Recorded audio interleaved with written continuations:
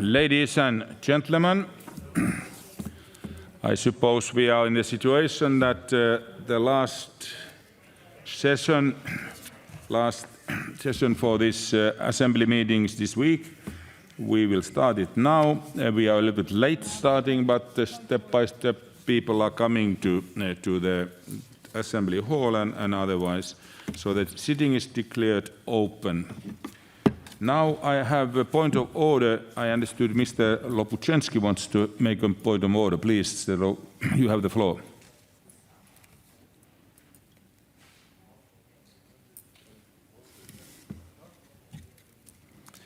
Mr. Lopuchensky. Is he online? Hello? Yes, please. The floor is yours.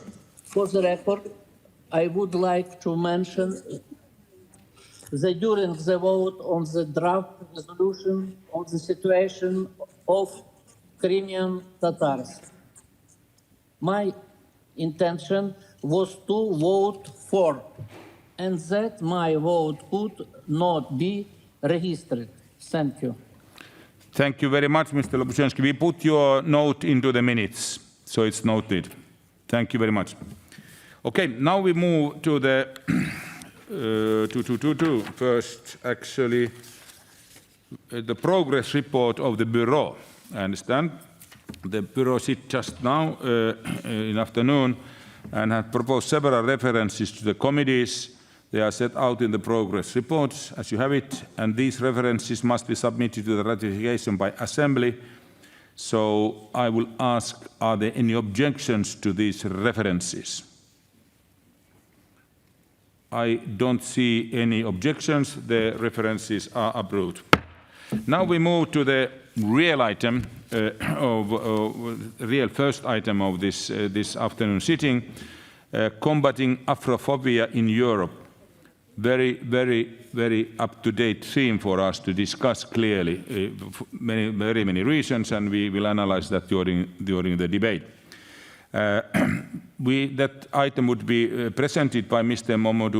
Malcolm Yellow on behalf of the Committee on Equality and Non-Discrimination. At the end of the debate, after his presentation, we have a debate.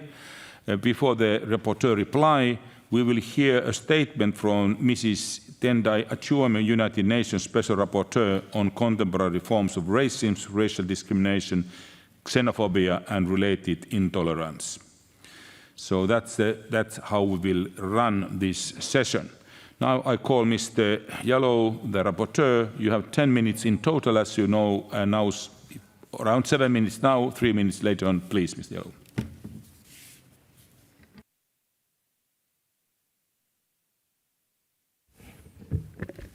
Thank you very much. Dear colleagues, today is a historic day as we are about to debate and hopefully adopt the Council of Europe's fourth report and resolution paying particular attention to people of African descent in our 70 years of history and existence. When I was elected to the Swedish Parliament for the first time, I took my daughter with me to the opening ceremony dressed in my traditional African attire, as it is permitted by the rules of the Parliament to have traditional or national outfit on that particular occasion.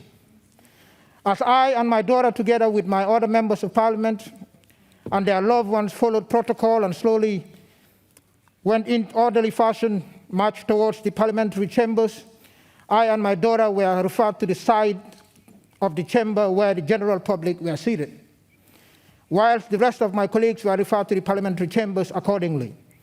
This was done even though I had a parliamentary badge with my name and my picture on it, and it says Member of Parliament. They could not reconcile the fact that a black man can also be a member of Parliament in Sweden. The notion of incompatibility between being black and European, or between being black and Swede. And of course, when I posted the picture of me in Parliament in an African traditional attire, it caused a lot of trouble. And I became a target of hate, racism, and death threats aimed at myself and my family members, not because of my political ideology or any political opinion that I had, but for the mere reason that I'm a black man, and I decided to wear something that expressed my identity as a person of African descent in Parliament. Why is this relevant? Because it is a reality that is shared by so many people, and if it can happen to me as a member of parliament, you can imagine what ordinary people of African descent go through. I got an email from somebody saying, if I had a gun, I would shoot you and kill you, so you'd not have to be in this country. But I'm not going to make this about myself only.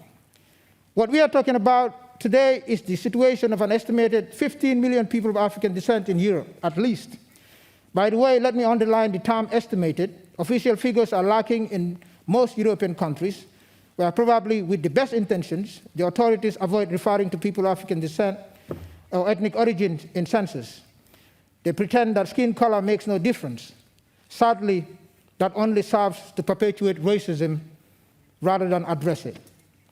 The reality, if we look at it, the everyday life of Black Europeans and residents of African descent is a big problem. Too often, the intersection between ethnicity, gender, religion, and migration background are markers of exclusion and disenfranchisement. If you are a woman, if you're a Black woman, a Black Muslim woman, then you face multiple discrimination. In my report, I endeavored to highlight the nature of Afrophobia and anti-Black racism that is pervasive in Europe and increasingly so. However, the lack of political will to acknowledge, speak out against, and address the documented and lived experience of people of African descent has been one of the most significant barriers in achieving equality for people of African descent in Europe. There is a profound lack of acknowledgement of Afrophobia and racism that we face, its dimensions, and its historical correlation in political and public debate. Colleagues, the cases and patterns of human rights violation affecting people of African descent are not given adequate consideration and attention, even when they are reliably attested. Issues raised by human rights defenders with respect to racism and racial discrimination against people of African descent are often deflected or ignored. In general, there is a little recognition of the vulnerability of people of African descent, and often violations of their human rights are not publicly condemned. Some believe that anti-Black racism only exists in the United States. Indeed, it is from the United States that 1 year ago, a wake-up call resounded and reached Europe. The violent death of George Floyd in the hands of police in Minneapolis shook us all to the core. It was not the first case of deadly police violence, and sadly, it will not be the last. But the scale and intensity of the protest triggered by that death was unprecedented. Europeans of all backgrounds, especially the younger generation, felt that they needed to act. They joined the movement and the protest. That was not a moment, it is a movement. A real movement that expressed frustration, pain, and trauma, and solidarity. And they called for change. A movement that was and still is deeply and permanently committed to the values of justice and human rights. As political leaders, we cannot ignore this call this time around. We must act. For many of them, many of these young people, this was an eye-opener and a window of opportunity. We have all witnessed the disproportionate impact of COVID pandemic on people of African descent and other minorities. The text that we are discussing today highlights concepts that most of us know, but still need to be acknowledged officially in our assembly text and in national legislations alike.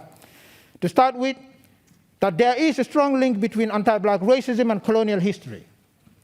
Afrophobia refers to anti-Black racism, and it correlates to historically repressive structures of colonialism and the transatlantic slave trade.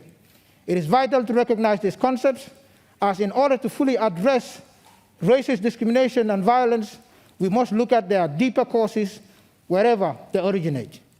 Fueled by historical abuses and negative stereotyping, Afrophobia leads to the exclusion and dehumanization of people of African descent, with a severe, tangible impact. People of African descent and Black people experience systemic discrimination in almost all areas of public life, including access to employment, education, and healthcare. Black people are disproportionately represented in the European criminal justice system. They are often subject to discriminatory policing, They are overwhelmingly the victims of sometimes fatal police violence. No, that does not only happen in the United States, it happens here in Europe too. There is a George Floyd in every city in Europe, and just like him, we cannot breathe. And for these injustices and inequality, we have not yet received proper accountability or redress. We are also regularly subject to racist stereotypes and caricatures which serve to supposedly justify the systemic discrimination we have faced. The situation in Europe is part of a wider picture that is highly concerning, with brutal police violence and enslavement. Lastly, we've seen enslavement, we've seen physical and sexual abuse of black people in Libya, and thousands of African migrants drowning in the Mediterranean, and still we don't act. History will judge us not only by the eloquence of our words, but by the power of our actions. We have a chance today to show with action that we actually are committed to fight against Afrophobia and all forms of racism. And I hope I'll get the support in making sure that this report would be a historic report, and this moment would also be a historic moment. Thank you.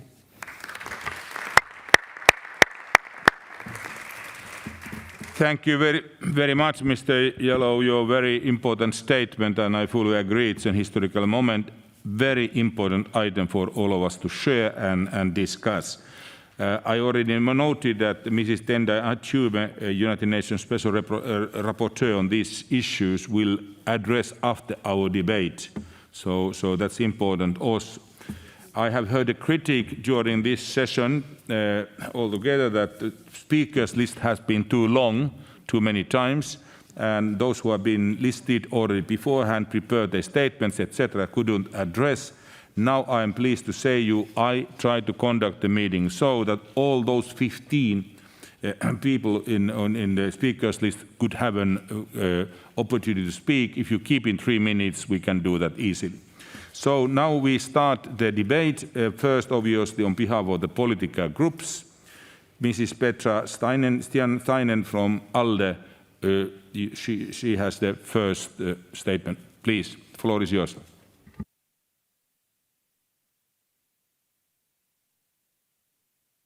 Hello, everybody in the plenary. I'm here from The Hague, and I would like to congratulate Mr. Jallo on behalf of the ALDE group for this very important and historic report. Let me take you to the Rijksmuseum in Amsterdam. And let's look at one of the most famous paintings from the 17th century. It's a painting of the Civic Guard by somebody called Bartholomeus van der Helst. This painting is now part of the Colonial Past tour in the museum and part of the current exhibition on slavery. We see a painting full of white men who stare confidently at the painter. We know the names and professions of all of these men. In the middle of the painting, we can see a young boy. He is black and he's carrying a red cloak. He looks away from the painter. We don't know his name. He is clearly positioned in this painting as a status symbol, as if he's only an object to look at, but not a human being to be taken into account or even to be named. And I would like to reiterate the quote Mr. Jallo himself just spoke as well from his report. The ideas that were used to justify enslavement, the transatlantic slave trade and the practice of slavery seem to linger in today's collective consciousness in Europe and beyond. Afrophobia is fueled by historical abuses and enduring negative stereotyping, which have led to the dehumanization of people of African descent and as a consequence to their exclusion. End of quote. I am sure that in many of the museums we can find similar references to the colonial past as in the Rijksmuseum. Better understanding of that past and impact can change our attitude towards people of African descent and bring about real change. Now, Mr. Jallo has shared with us on numerous occasions, just as he did right now, his own experiences with racism, online hate and abuse. And I am really sorry for this. I think we all are. Of course, not all of Europe is racist. And of course, many people are allies in this fight against racism, also within our own organization. But at times I wonder how long people of color and of African descent have to continue to do this emotional, taxing labor of sharing their experiences to convince others about the painful consequences of being on the receiving end of racism. So, this report is a mirror to all of us. Mr. Jallow has managed with this report to show that Afrophobia and anti-Black racism is present at many levels in our member states. But I'm also happy to see that he has found many examples of efforts in politics, civil society, and cultural sectors to tackle these forms of racism. I'm concluding, we see this report as a call to all of us parliamentarians to play an active role in combating racism in all its forms. And I have a question for Mr. Jallow. What does he think would be a good follow-up to this report? And how can we play an active role, perhaps to a new chapter of European political parties for a non-racist society? Thank you, Mr. Jallow, and indeed, I am so proud to be your friend and to stand next to you in this battle against racism. Thank you. Thanks, Petra. And Mr. Jallow will obviously respond later on. You have the time at the end of the session, at the end of the debate to respond those questions. Thanks very much. Next one is Mr. Tural Kanyaliev, representing on behalf of the EC Group. Please. Thank you, Mr. President. Monsieur le Président, chers collègues, tout d'abord, je voudrais remercier le rapporteur pour son travail et pour avoir attiré notre attention sur cette question problématique. Tous les êtres humains naissent libres et égaux en dignité et en droit. Cette idée qui est inscrite dans la Déclaration universelle des droits de l'homme a été au cœur de la reconstruction de l'Europe après la Seconde Guerre mondiale et sert de fondement au système international des droits de l'homme. Le racisme et la discrimination contre les personnes d'origine africaine sont omniprésents dans toute l'Europe et dans de nombreux aspects de la vie, y compris le travail, l'éducation, la police et le système de justice pénale. Pour assurer l'inclusion de chaque citoyen européen, quelle que soit son origine raciale, il est essentiel de reconnaître et de lutter contre l'afrophobie comme une forme unique de racisme qui affecte les personnes d'origine africaine et les Noirs européennes. On estime que 15 millions de personnes d'origine africaine vivent en Europe, ce qui en fait l'une des plus grandes communautés marginalisées d'Europe. Les personnes d'ascendance africaine constituent un groupe diversifié alors qu'une partie de la population noire est migrante. D'autres sont présentes en Europe depuis plusieurs générations avec une longue histoire de citoyenneté. La discrimination et la stigmatisation qui sont fondées sur des caractéristiques physiques ou sur la visibilité, indépendamment de la nationalité ou du statut d'immigration, sont monnaie courante. Les personnes d'origine africaine ont été maltraitées, on sait que pendant des siècles. Cependant, il y a un déni généralisé de cette question. La discrimination sur le lieu de travail est généralisée. Malheureusement, des obstacles sont parfois érigés à chaque instant pour empêcher cette personne d'obtenir des emplois qui correspondent à leurs capacités et à leur expérience. Les personnes d'origine africaine sont également plus vulnérables à la brutalité policière, au profilage racial et à la violence et aux abus racistes par rapport à l'ensemble de la population dans de nombreux pays. Chers collègues, vous savez qu'afin de lutter contre le racisme, nous devons combiner nos efforts pour faire pression en faveur de la législation plus forte, tout en réformant nos systèmes éducatifs pour rendre plus inclusifs et plus ouverts. Nous devons également mettre en avant une volonté politique plus forte pour assurer l'égalité d'accès à l'éducation, à l'emploi, au logement et aux soins de santé. Je vous remercie beaucoup pour votre attention. Merci.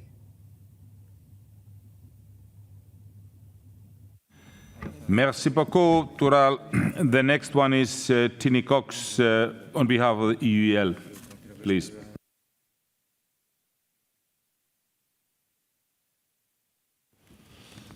Thank you very much, Mr. President.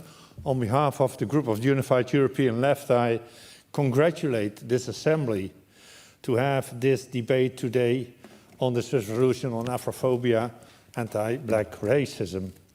My group wholeheartedly endorses the resolution and salutes the rapporteur and my good friend, Mr. Mamadou Malcolm Jallow, for the excellent work done by him and the staff of the committee under difficult COVID conditions. Mr. President, in case this Assembly adopts Mr. Jallou's brave and outspoken resolution, which was already endorsed by the Equality Committee, it will be history in the making, as it will be the first resolution ever adopted by this Assembly on anti-black racism. And I urge my colleagues, if that would be needed, to participate in this history making, and not only today, but also in the follow-up of this resolution, which calls on national parliaments to implement the proposals made by Mr. Jallow and the Equality Committee, and to ensure to implement them effectively in their societies. And I'm looking forward to the rest of the debate, in which also other colleagues of my group will, of course, participate. Mr. President, once again, a big step for this Assembly, and a big thank to our rapporteur and the committee that as from now we can refer as Assembly to our position regards Afrophobia, as well as our proposals to remedy this, to remedy this evil, which is hurting millions of Europeans of African descent, endangers the future of so many young children, and puts blame and shame to our societies. Mr. President, while we are debating here this subject, the rest of Europe is debating soccer, as the European Championship is on its way. Sunday, I and millions of other Dutchmen and women will watch proudly the achievements of our Dutch team. And we will be extra proud watching our team's captain, Georgino Wijnaldum, who has announced today that he will wear in Budapest his One Love captaincies, showing support to the struggle against all kinds of racism, including anti-black racism. His decision to do so has been endorsed by the whole Dutch team, which is a beautiful mixture of all colors, characters and creativity. Many Dutch players are from African descent, to name some: Denzel Dumfries, Nathan Ake, Memphis Depay, Patrick van Aanholt, Ryan Gravenberg, and of course Georgina Wijnaldum, the captain ourselves. With this One Love captaincy, our Dutch team captain brings together great soccer and great support to the ongoing struggle against racism, including anti-black racism. But at the same time, our team captain has said today loud and clear that it should not only be players and fans who support the struggle against racism, but that it should also be the big companies who own the clubs and the UEFA itself. And I hope that that act of solidarity that will be shown on Sunday in Budapest will inspire us as politicians as well. So once again, thank you very much, Mr. Rapporteur. And meanwhile, if you allow me, as Sweden is now out, I think, allow us to beat the Germans in the final. Thank you very much.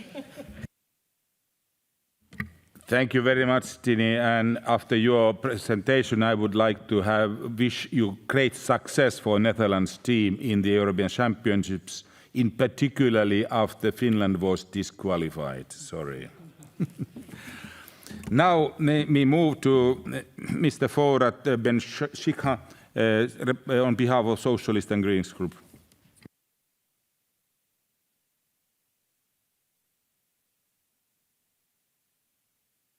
Dear colleagues, I would first like to thank the rapporteur, Mr. Jallow, on his excellent work on this report.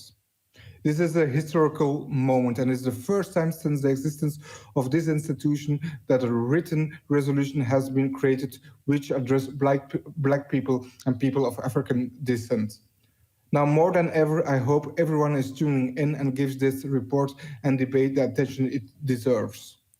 Colonialism still plays a vital role today in perpetuating and enforcing prejudices and stereotypes about black people and people of African descent.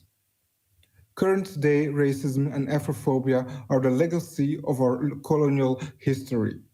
For generations, the exact same views and stereotypes have been passed on and made sure that the Europeans still believe that they are superior.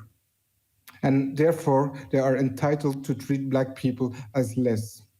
The European continent is built on the backs of black people, and they have contributed to the European development, but this contribution is not adequately acknowledged. The economic exploitation that dates back to the colonialism is linked with the racist attitudes in the present that continues to accept the devastating economic inequality between black people and white people. Structural racism is so endemic in every aspect of our society that is often nearly invisible, but numbers speak volumes. According to the Fundamental Rights Agency, 25% of people of African descent in Europe have been stopped by the police before, and 45% believe it was racially motivated overall. 40% has felt determined against the skin color of it most commonly and identified ground of discrimination. Your skin color affected your access to housing, employment, but also healthcare. Racism and Afrophobia is sustained in our society because it serves a purpose. It serves a purpose of maintaining the status quo of white superiority and Eurocentrism. For this reason, it's used as a tool by many politicians.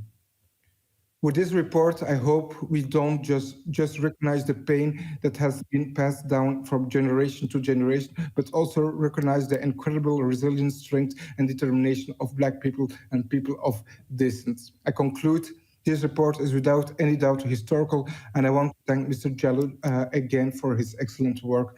It's a true honor to work together with such a driven person. Thank you very much. Thank you very much for that. And the next one, now we go to the real speakers list. The next one is Madame Beatrice Fresco-Rolfo, Monaco. Please, the floor is yours. Merci, Monsieur le Vice-président. Chers collègues, je voulais remercier le rapporteur Mamadou Malcolm Jallow de nous donner l'occasion de nous exprimer sur ce sujet humainement si important. L'afrophobie signifie pratique discriminatoire pour l'emploi ou même pour l'accès à un logement. L'afrophobie signifie profilage racial, discours stigmatisant, discours de haine et violence. L'afrophobie, c'est inégalité sociale et économique, c'est aussi des barrières structurelles en matière d'éducation et de soins de santé. L'afrophobie, ce sont des défenseurs des droits de l'homme harcelés, censurés et victimes de répression violente. L'afrophobie, c'est aussi, comme vous l'avez si bien décrit lors de nos discussions en commission, des micro-agressions, ces petites remarques ou réactions qui surgissent partout, tous les jours, qui semblent insignifiantes à leur hauteur, mais qui révèlent des attitudes blessantes et des préjugés discriminatoires et qui pèsent lourd dans la vie de celles et ceux à qui elles sont adressées. Mais notre monde n'est-il pas coloré et rendu magnifique justement par ses couleurs ? Monsieur le rapporteur, chers collègues, de notre diversité, nous tirons notre richesse. De nos différences, nous tirons notre sagesse. Nous naissons avec une couleur, nous embrassons ou pas une religion, nous sommes portés vers une identité sexuelle, un point commun, nous appartenons à l'humanité. Deux objectifs, l'égalité de droits pour tous et la tolérance zéro pour les discours de haine. Nos sociétés modernes se veulent inclusives, mais malgré de gros efforts, elles rencontrent encore des difficultés pour aboutir à cette proportion idoine de représentation multiculturelle et colorée. Je place ma confiance dans notre jeunesse. Les jeunes grandissent et vivent dans l'acceptation de la différence. Ils ont été touchés, comme beaucoup d'entre nous, par le mouvement Black Lives Matter et j'analyse leur émotion comme un signe de bonne évolution de nos sociétés.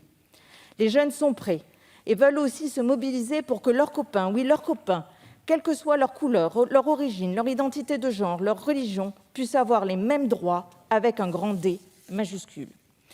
Monsieur le rapporteur, en traitant de l'afrophobie, votre rapport traite du rejet de l'autre, de celui que l'on ne connaît pas. Je vous en remercie et je soutiens pleinement votre rapport. Merci, Beatrice. Next one is Mr. Frank Schwabe, Germany. Frank. Herr Präsident, ganz herzlichen Dank. In Deutschland anlässlich der Europameisterschaft gibt es gerade einen Film, der sehr starke Beachtung findet. Und dieser Film heißt Schwarze Adler und es ist ein Film über schwarze Fußballspieler, deutsche schwarze Fußballspieler in der Bundesliga, viele davon sogar Nationalspieler.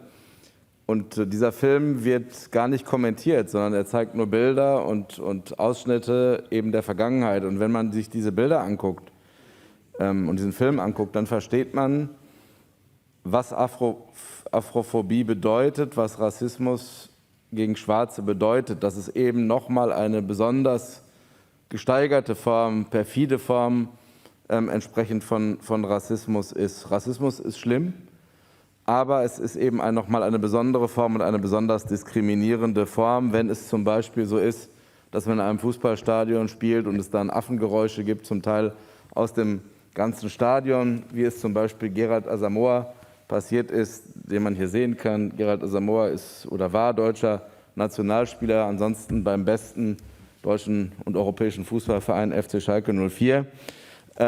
Und also jemand, der eigentlich total beliebt ist, der beim Sommermärchen der Fußball-Weltmeisterschaft in Deutschland eine ganz große Rolle gespielt hat. Und dann ist es ihm wenige Wochen später passiert, dass er in einem Fußballstadion war und entsprechend rassistisch beleidigt wurde. Wir müssen also alles tun, um solchen Menschen, um 15 Millionen Menschen, wie es in dem Bericht steht, in Europa auch entsprechend zu helfen. Was können wir tun? Wir müssen darüber reden, was los ist. Gerald Asamoah wurde gefragt, was man denn dagegen tun kann. Und er hat gesagt, offensiv mit dem Thema umgehen, drüber reden, Bücher schreiben, was er getan hat. Das können wir nachlesen. Deswegen danke auch ich Mamadou Malcolm Jallow dafür, dass er diesen Bericht hier entsprechend vorgelegt hat und wir die Chance haben, heute hier auch ein Testat abzugeben und uns damit zu beschäftigen. Wir müssen darüber reden, wir müssen sensibilisieren. Ich will nicht mehr auf die Dorfkirmes gehen und dort rassistisches Eis angeboten bekommen, weil es eine Schokohaube hat und dann mit rassistischen Begriffen belegt wird. Ich diskutiere das dann jedes Mal an diesem Eisstand. Die Leute verstehen gar nicht, was das soll, weil sie sagen, es ist doch nicht böse gemeint. Ja, aber darum geht es ja nicht. Es geht ja nicht darum, ob Sie glauben, dass es böse gemeint sei, sondern es geht um die Frage, wie kommt das eigentlich an bei den Leuten und warum sollen wir rassistische Stereotype benutzen, bei unserem Essen zum Beispiel, wenn es entsprechend Menschen beleidigt und wehtut. Wir brauchen Daten über strukturellen Rassismus auch und gerade in den Sicherheitsbehörden. Racial Profiling darf nicht sein und wir müssen Erhebungen darüber anstellen, wo es der Fall ist. Wir müssen eine Diskussion haben, eine uns Klarmachung des Kolonialismus, weil es die Grundlage für viel Afrophobie und Rassismus gegen schwarze Menschen ist. Und wir brauchen eine Sensibilität im Bereich der Bildung und im Bereich der Ausbildung, Workshops für Toleranz und so weiter. Das heißt, wir müssen uns mit dem Thema auseinandersetzen, gerne auch folgend diesem Bericht heute, von dem ich hoffe, dass wir den in großer Übereinstimmung hier verabschieden. Nochmal Herrn Jallow ganz herzlichen Dank für diesen ganz, ganz wichtigen Bericht. Thanks very much, Frank. We are moving from Sweden back to Mr. Jallow's home country, Sweden. Thomas Hammerberg, please, the floor is yours.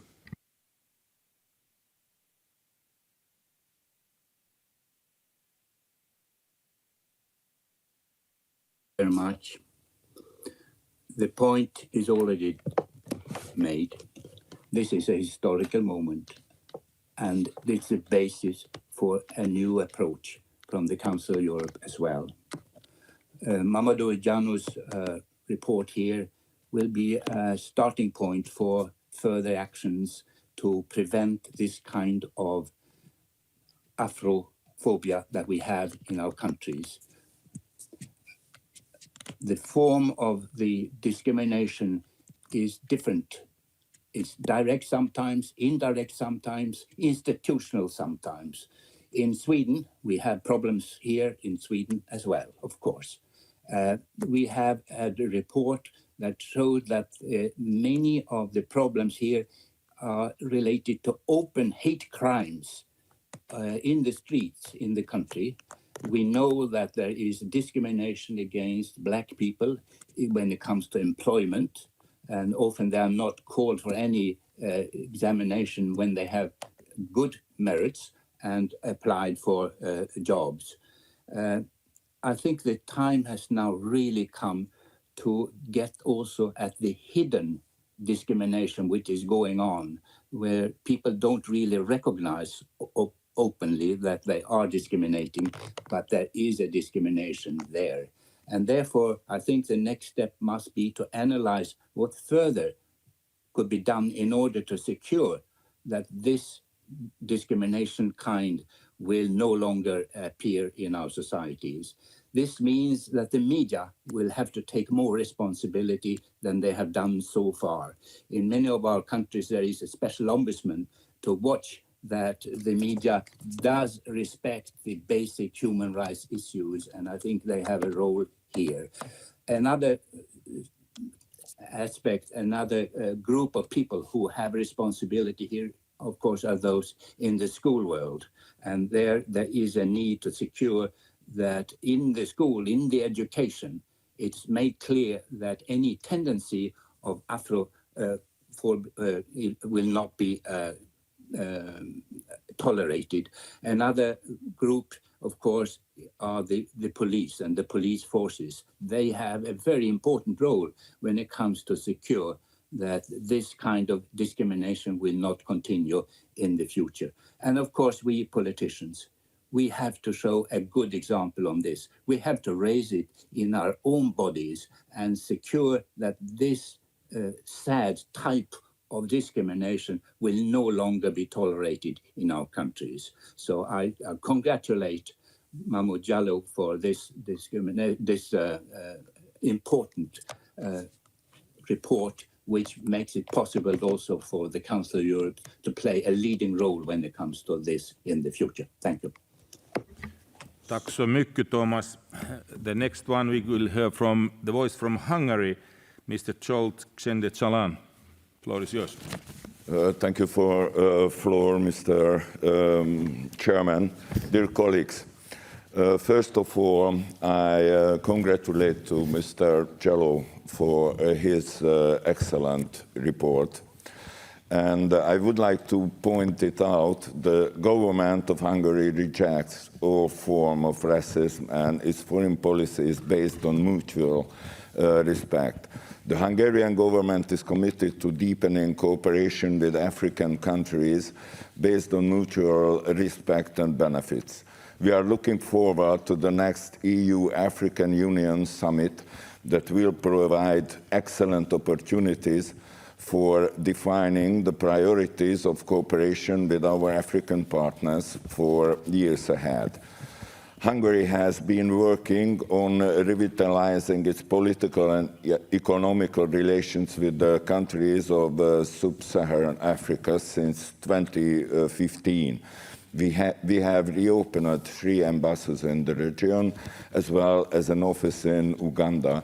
So Hungary is now represented in altogether 7 countries in sub-Saharan Africa.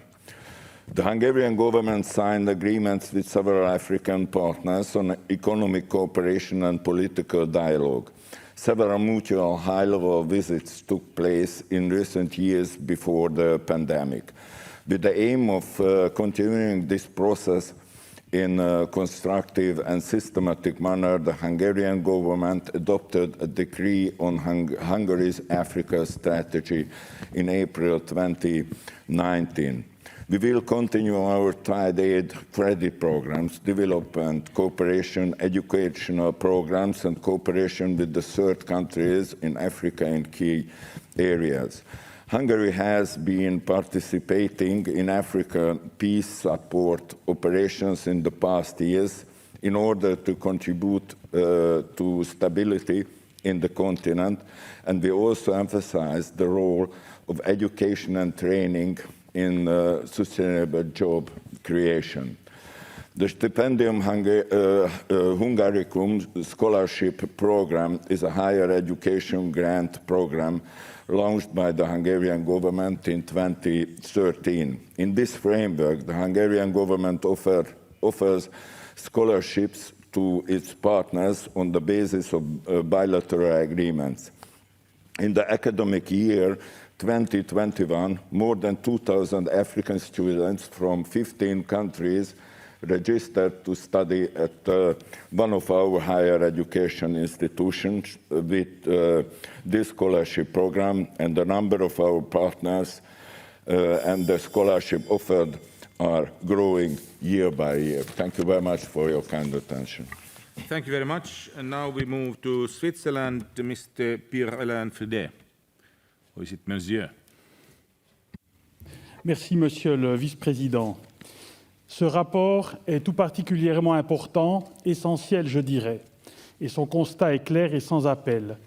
On a certainement un peu trop tendance à croire que c'est arrivé, que le bien vivre ensemble est devenu globalement la règle.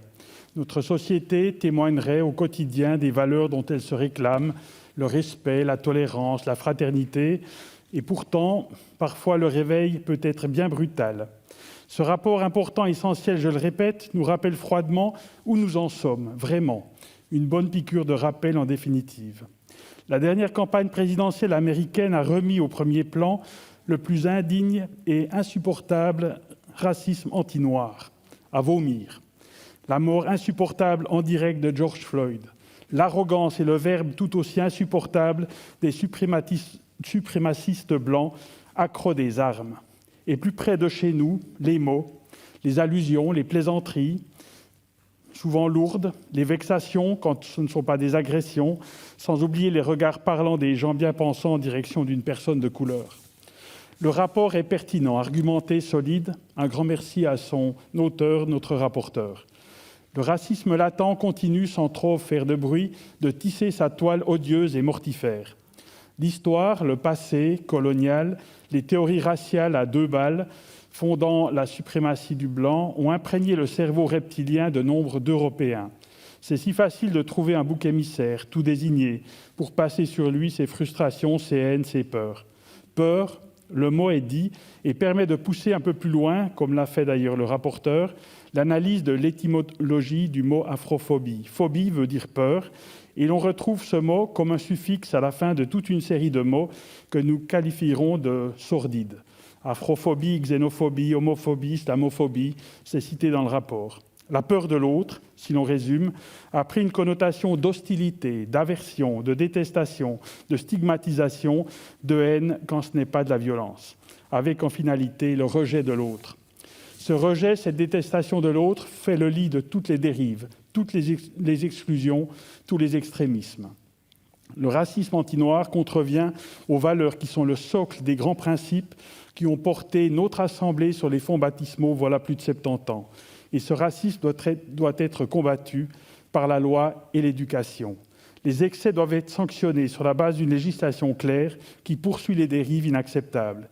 Et surtout à travers l'éducation, en particulier de nos enfants, l'information et la promotion sans limite du multiculturalisme et du bien vivre ensemble. Nous devons inlassablement contribuer à la construction d'un monde plus fraternel et tolérant, un monde juste et respectueux de chaque être humain, quel qu'il soit. Et cela doit commencer aujourd'hui. Merci, Pierre Alain. Next one, United Kingdom, Tony Lloyd, please. The congratulations to our rapporteur, Mamadou Diallo, for what is both an excellent report, but I do want to echo something he made very clear, that his call is not simply for support, it is for action, and we need action. We need action in countries like my own, where yesterday we saw a prison officer sentenced, convicted of manslaughter when he kicked to death and tasered to an unreasonable degree a man called Dalian Atkinson, a former professional footballer who played at the highest levels of football in the United Kingdom's Premiership League. Now, for somebody so high profile to die in the way he did is shameful to me, shameful to my country, but frankly shameful to the cultural inheritance we have that led up to that.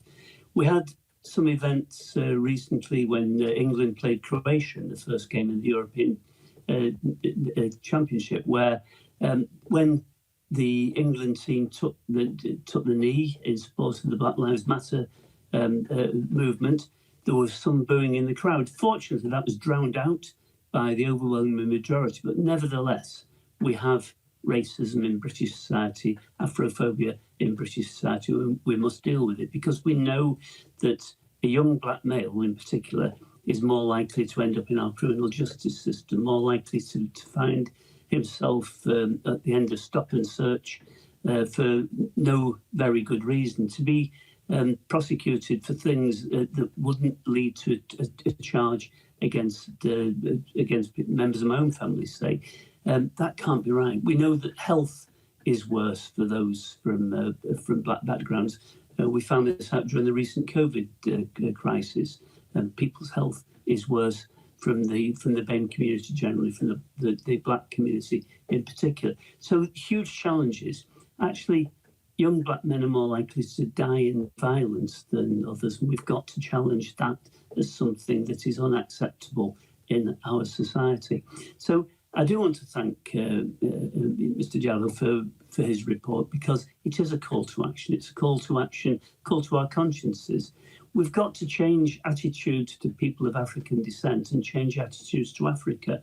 It still isn't right that in this world of ours, it's more likely that people will die of malaria or Ebola fever because the world doesn't treat them seriously in comparison, say, with the way rightly we dealt with COVID.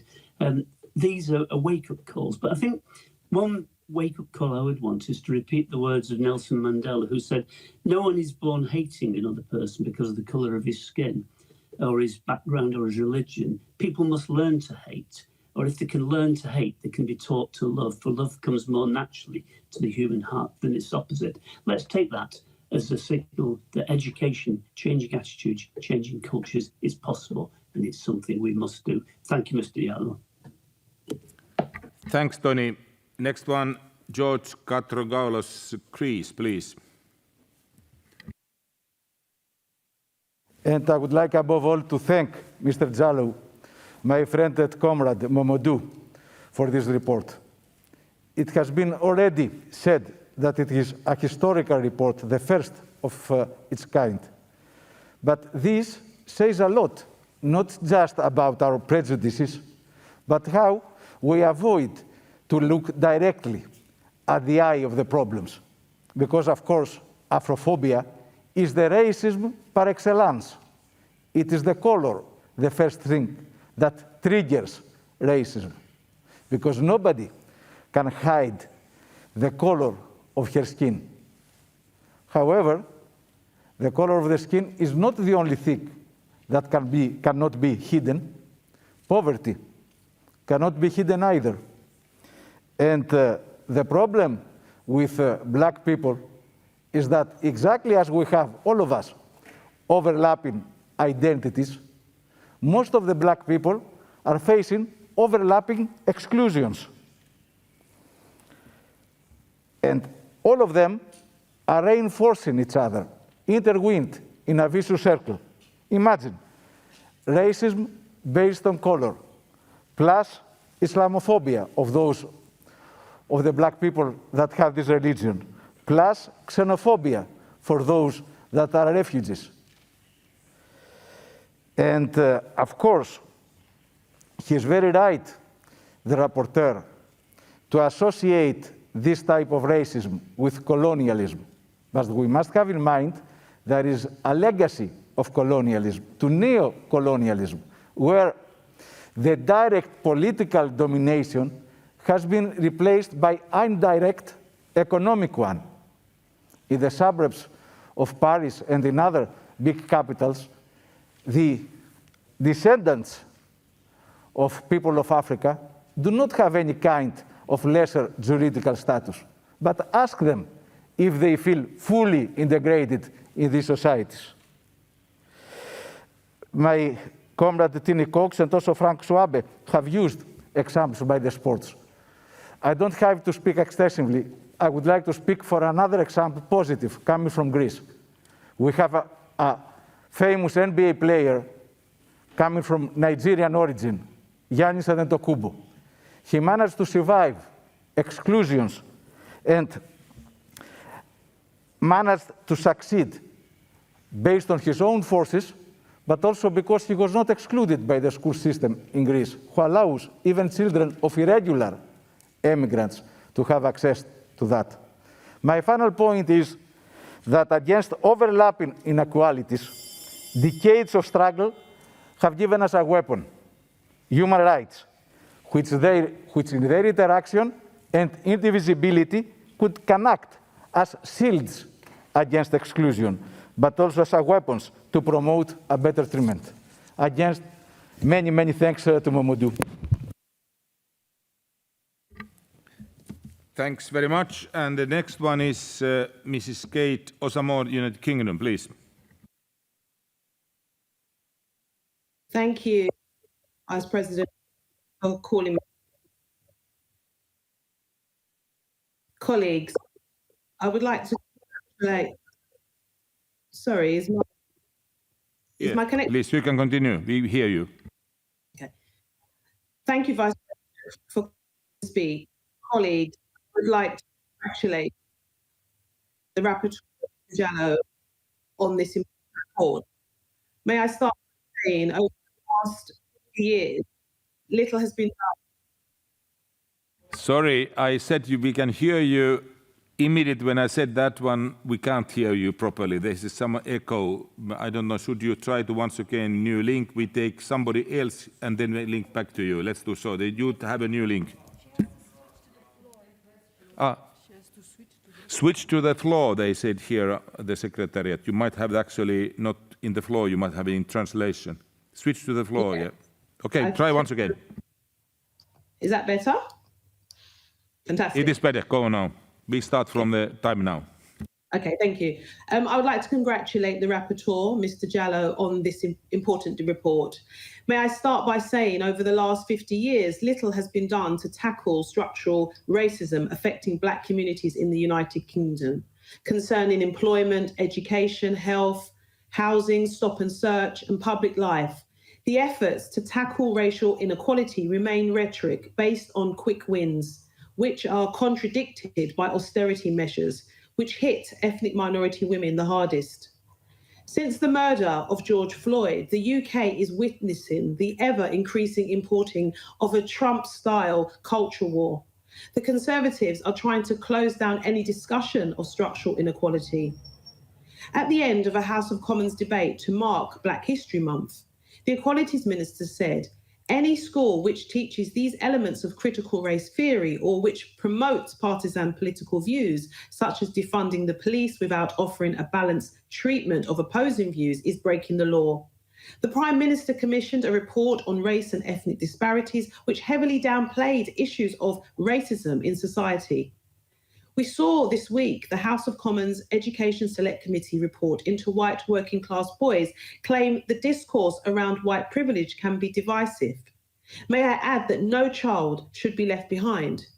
With a backdrop of teaching Black history on schools' curriculum as optional, issues surrounding racism in the UK has still not been resolved, and Black people will continue to face discrimination and disadvantage. This assembly has a platform that could facilitate a high-level conversation launching a race equality policy for Europe alongside experts in the field, similar to the Istanbul Convention. In closing, there was a period in history when few Europeans doubted their innate superiority over the lesser races of the world, which aided and abetted the scramble for Africa and ultimately slavery. The Council of Europe is the beacon for democracy, and the Parliamentary Assembly must stand ready to tackle racial inequality head-on by tackling the inheritance of structural barriers affecting Black communities due to the legacy of slavery. I commend this report, and I wish the rapporteur any support that he needs from us in the UK, and more importantly, from the Socialist group going forward. Thank you.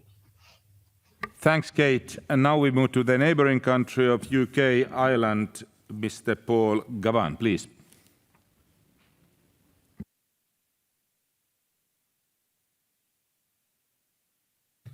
Good afternoon, and I want to warmly congratulate my friend and comrade Mamadou Jallow on this excellent report. I believe it will be historic when we pass this report today, and absolutely essential. It's long overdue from the Council of Europe to acknowledge the link between contemporary racism and colonial history, enslavement, and the transatlantic slave trade. And I can't emphasize enough just how important I think the issue of education is in this regard. When I grew up in England before coming home to Ireland, I can tell you we never learned anything in terms of the colonial past of Britain. And I think it's still a key issue today, right across Europe, that has to be tackled.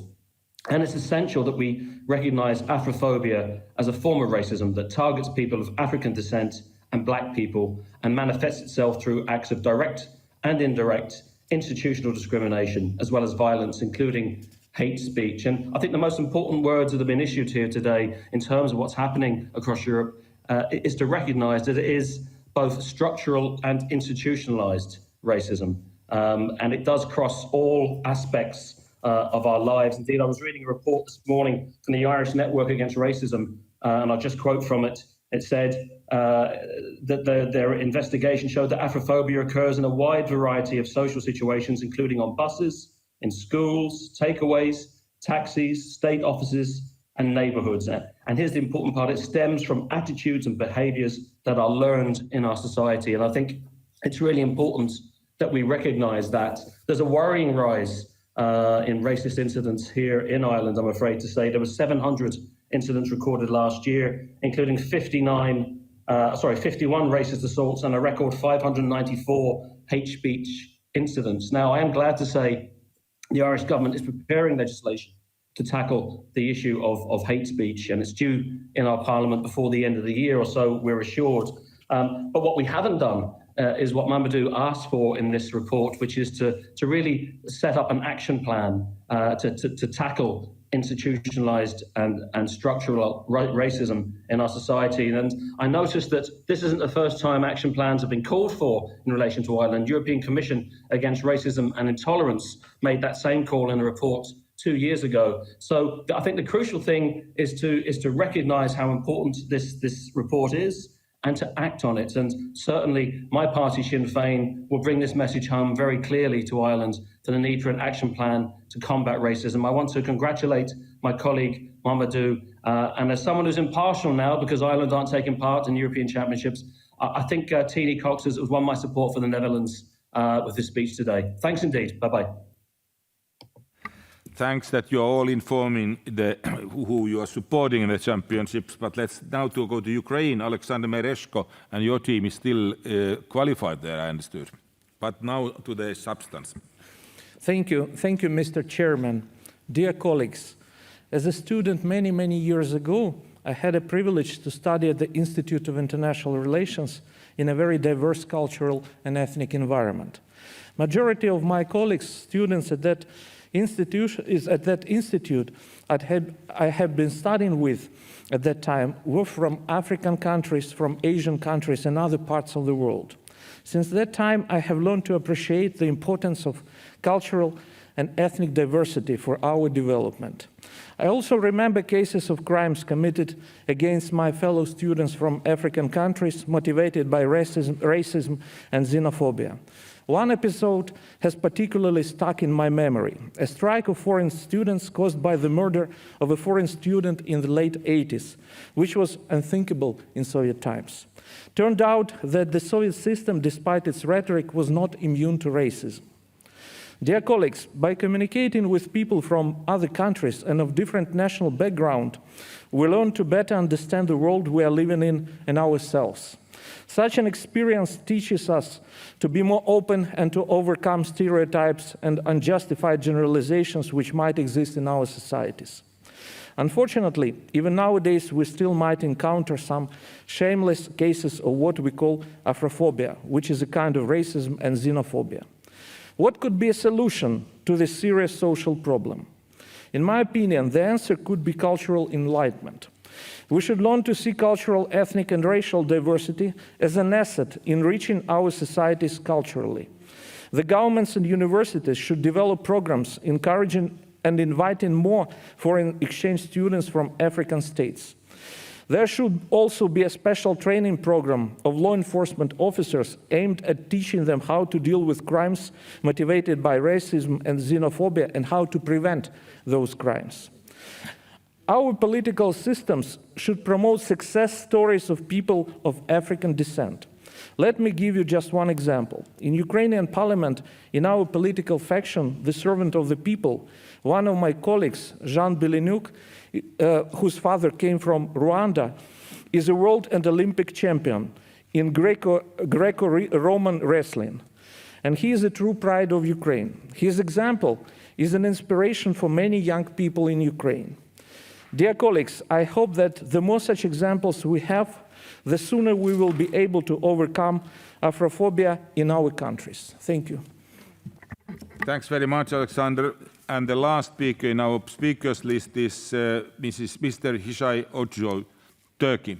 Please.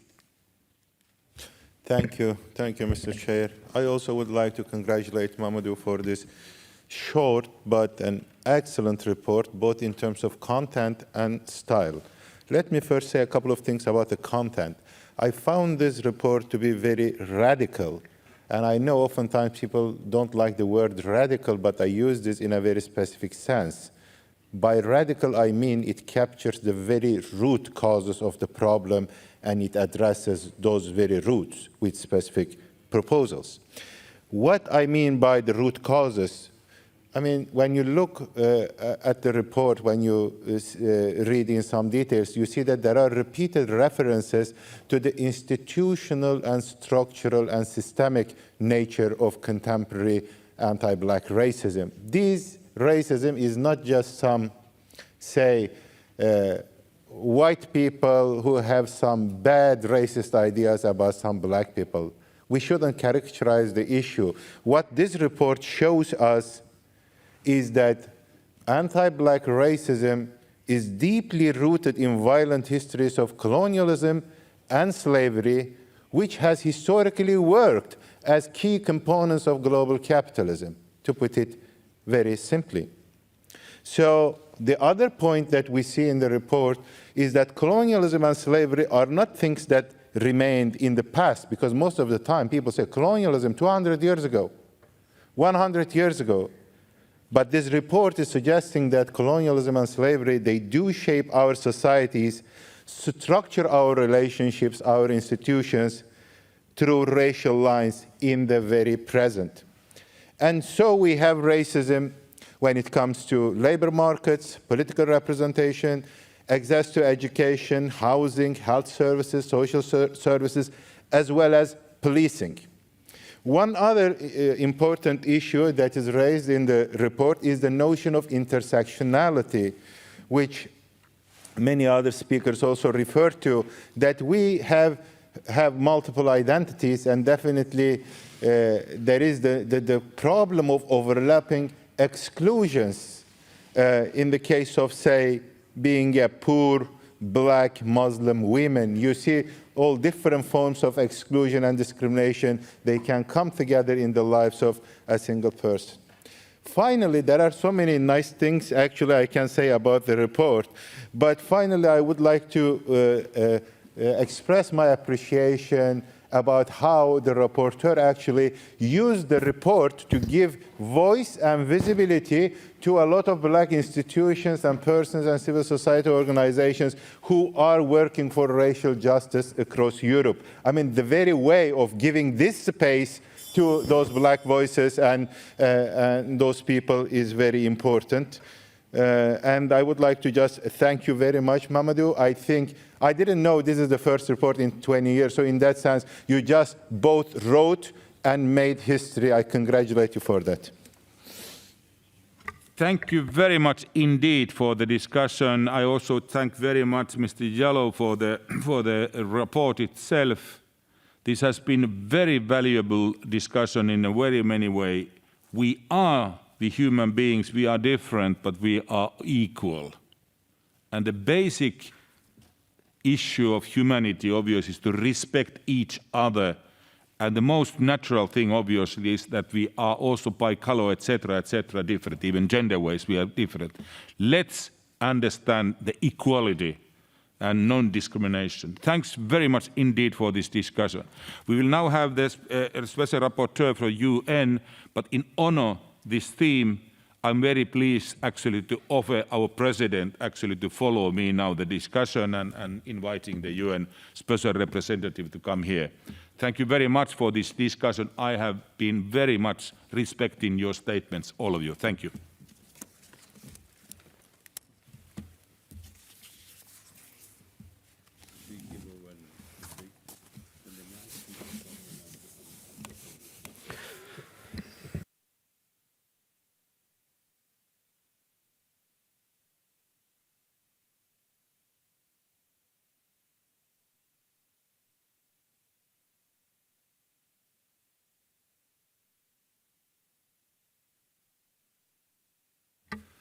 Good afternoon, all of you. Mr. Jallow, I hear all these good things about you, but that's not new.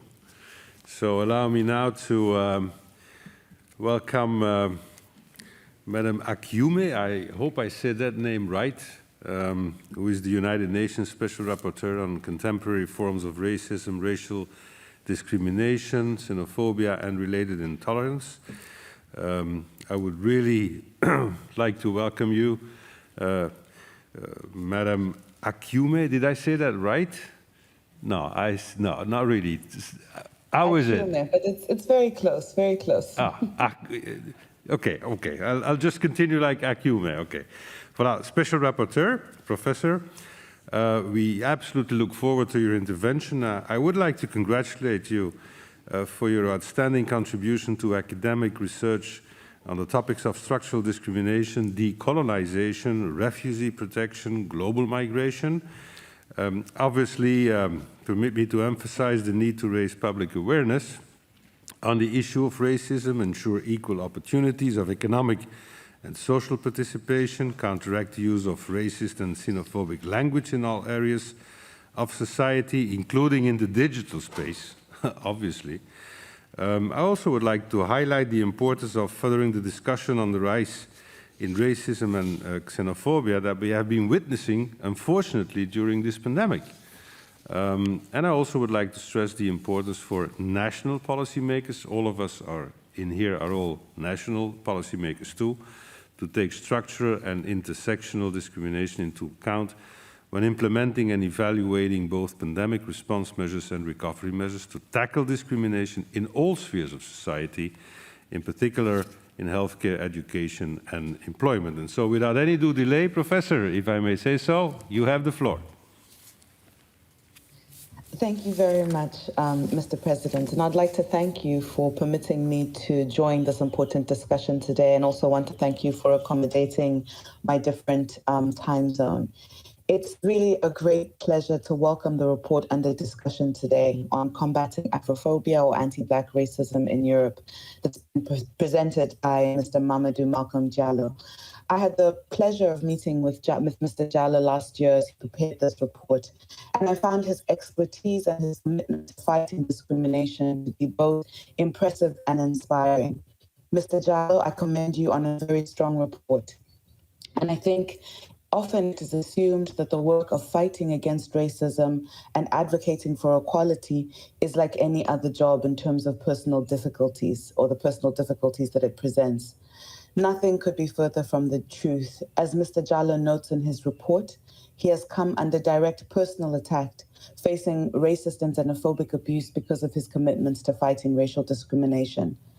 Mr. Diallo, I commend you for your fortitude. Honorable members of parliament, especially those of you who never have to worry about xenophobic or racist attacks that would threaten your lives, I urge you to show your commitment to equality by taking the action recommended in Mr. Diallo's report and in the draft resolution under consideration today. The report before you speaks to a truth that people of African descent experience every day across Europe. Afrophobia or anti-Black racism is real. It is a fact, and most importantly, it's a reality that demands urgent attention at all levels, including at the level of the Council of Europe. As highlighted in the report, anti-Black racism manifests in violent attacks against Black Europeans. It manifests in the prevalence of racist and xenophobic stereotypes that persist in media portrayals of people of African descent. It manifests in structural and institutional forms that mean that Black Europeans earn less, have poorer health outcomes and educational outcomes, all because of the complex forms of discrimination that confront them in European societies. In order to change this reality, urgent action is necessary specifically to address anti-Black racism. As Mr. Diallo's report highlights, and as is emphasized in the Durban Declaration and Programme of Action, contemporary anti-Black racism is deeply informed by history. For Europe especially, its role in the enslavement and trade in Africans and the colonization of the African continent, as well as its failure to fully grapple with the legacies of slavery and colonialism, have entrenched anti-Black racism in European societies.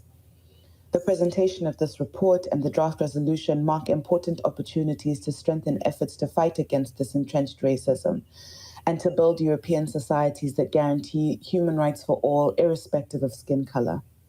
As parliamentarians, you shoulder great power and responsibility in this regard. I want to conclude by calling attention to some of the recommendations for concrete actions of the report, and I'm limiting myself to only a few of these recommendations in the interests of time. The report stresses the need for reliable disaggregated data on the basis of ethnicity to inform the elaboration and implementation of effective policies to combat racial discrimination against people of African descent. The Council of Europe and member states should allocate adequate financial, human, and technical resources to improve the quality of data collection systems, while guaranteeing the protection of privacy and also in consultation with civil society in the process. Political participation of people of African descent and Black Europeans is crucial to achieve racial equality. The report offers concrete guidance on how to facilitate this political participation, and I urge you to take firm action in this regard. A serious barrier to addressing the contemporary legacies of racial discrimination rooted in colonialism and slavery is ignorance and lack of awareness among the public regarding persisting racial discriminatory legacies of slavery and colonialism. In this regard, educational measures to ensure national and international consciousness of the scale, scope, and contemporary legacies of racial discrimination are crucial in elimination of systemic racism and structural discrimination against people of African descent. Finally, I urge you to fight tirelessly for the full implementation of the International Convention on the Elimination of Racial Discrimination in your respective countries, and also for the implementation of the national action plans that would move forward the steps highlighted in Mr. Jallo's report. I thank you again for permitting me to address you today.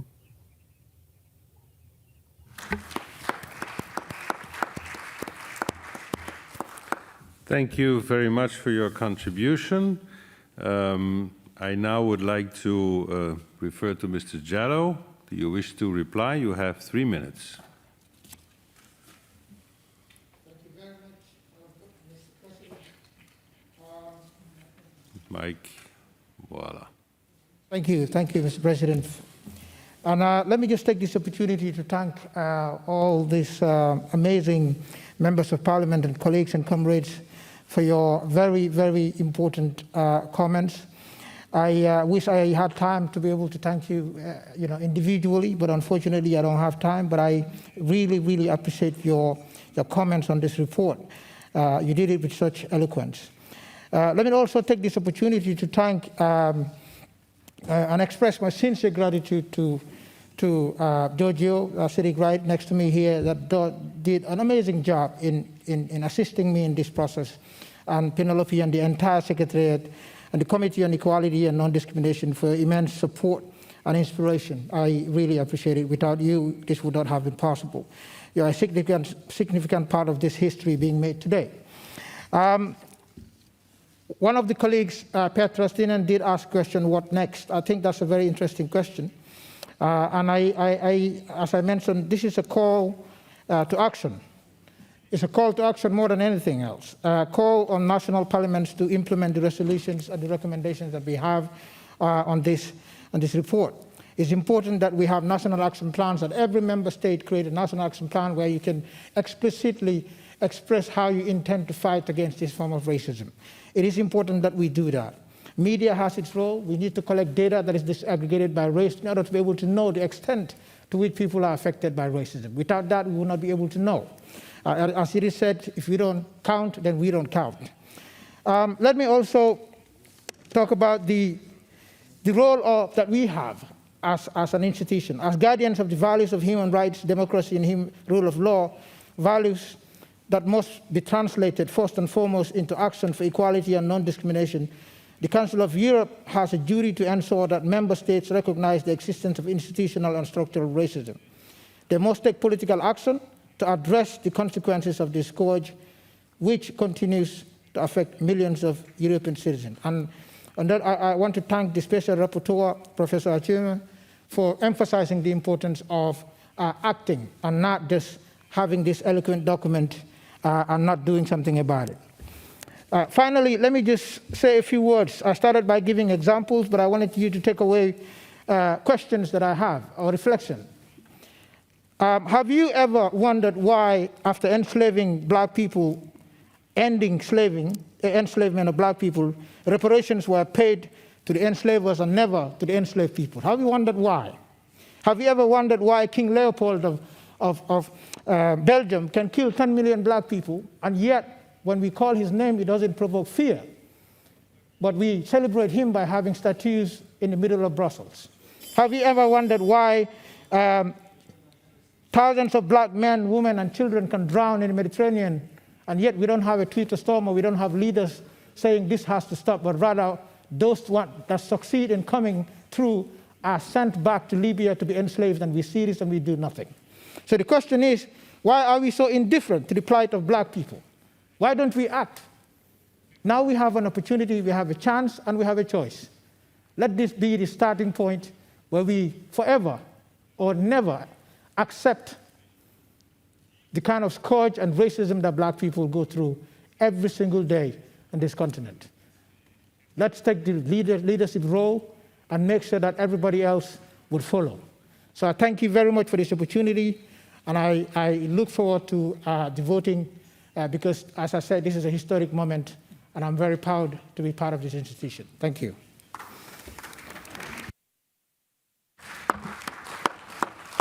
Thank you, Mr. Jallow. Does the chairperson of the committee wish to speak? You have 3 minutes.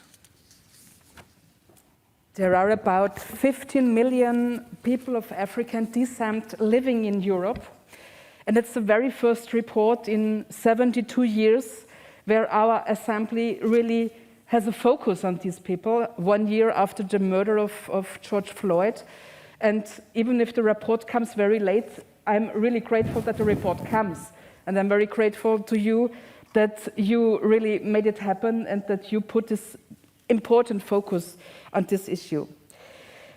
Racism is quite often a topic. Anti-black racism is not so often a topic, and it was mentioned, it is a very special form of racism. It's especially cruel as there is this visible difference, a difference which you cannot get rid of, and I do not want anybody to get rid of this difference, because this difference is a value as well, and there is no need to deny dissent. And as you mentioned it, I think it is by way not enough to say, oh, I'm not a racist. It's important to say, I am an anti-racist, and that you really have to get action, that you really take action, and that you also show civil courage if it's necessary to do so.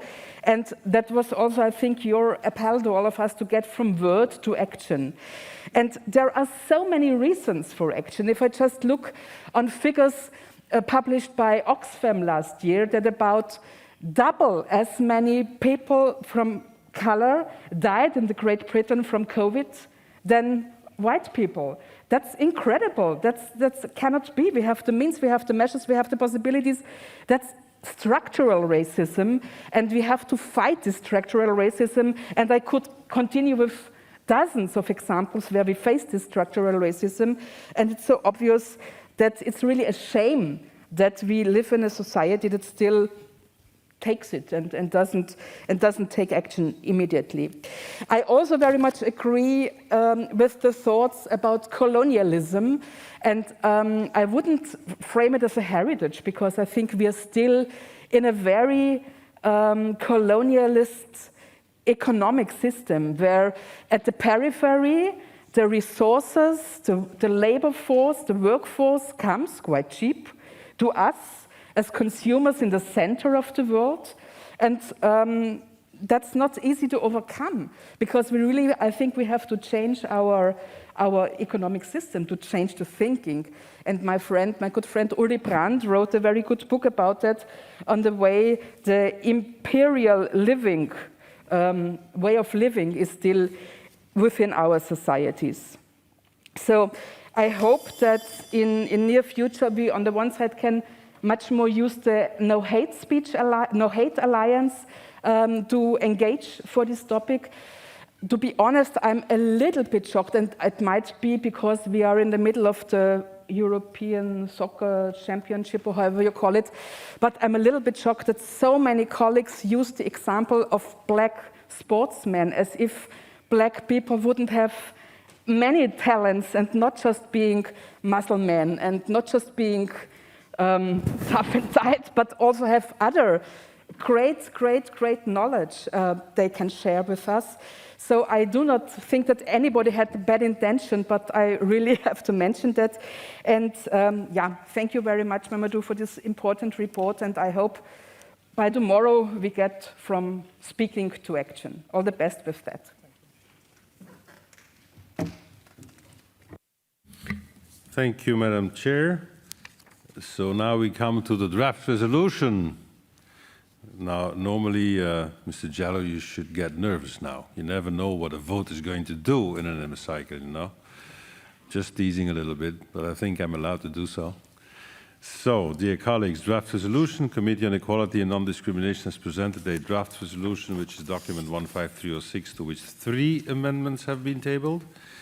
I understand that the chairperson of the Committee on Equality and Non-Discrimination wishes to propose to the Assembly that all the 3 amendments which were unanimously approved by the committee should be declared as agreed by the Assembly. Is that so, Madam Baer? Okay, I see a thumbs up, so I take it as a confirmation. Does anyone object? If so, please ask for the floor by raising your hand. I'm doing this slowly, Mr. Jello, to get a little bit nervous, but it doesn't work, I see. Right? So I don't see anyone doing that. Okay. This means that I declare amendments 1, 2, and 3 to the draft resolution to be agreed. Thank you for that. So then we will now proceed to vote on the draft resolution contained in document 15306 as amended by the 3 amendments. Okay, the vote is open.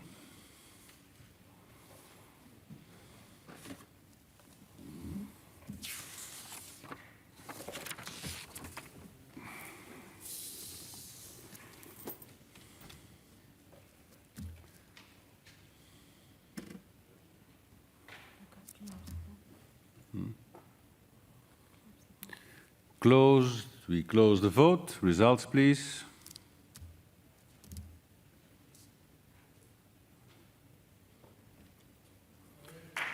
Voilà.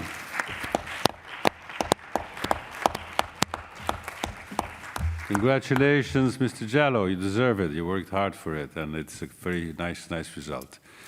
I would now, in between 2 reports, would like to call on my Vice President, Mr. Mereshko, to come here to preside over the next item. Mais avant de le faire, je souhaiterais partager avec vous, je vais me lever un tout petit peu là, hein. Je voulais quand même partager avec vous un moment important dans la carrière d'une personne qui a contribué dans l'ombre, comme on le dit, à ce que les travaux du Conseil de l'Europe se passent de manière efficace depuis, j'ose presque pas le dire, depuis le 17 juillet 1979. Ça fait quand même un petit bout de temps. Et donc, je souhaite remercier Madame Claire Duncombe. Est-ce que je dis ça bien ou c'est Duncombe? Je dis ça bien? Ben voilà. Chers collègues, Madame Claire Duncombe.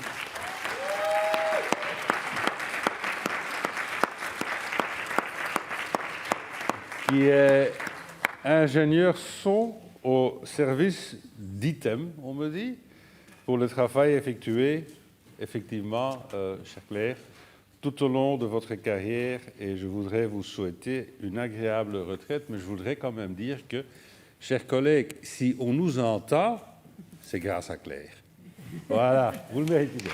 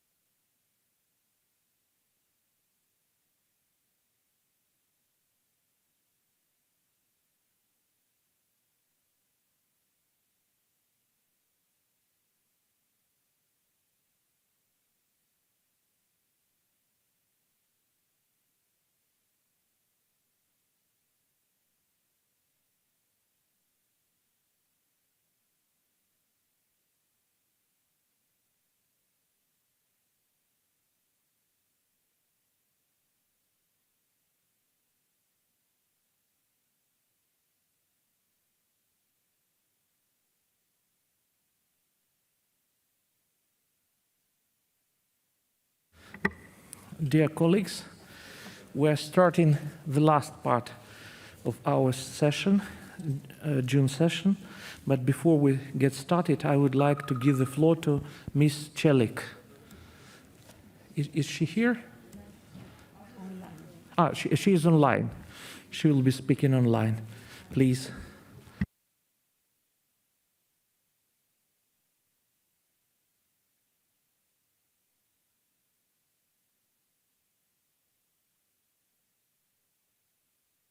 Please request for the floor.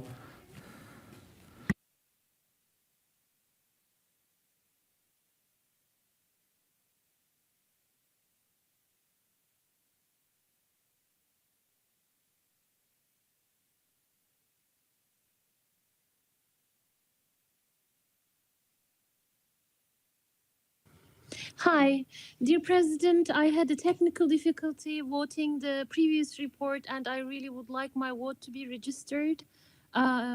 This is why I asked for the floor.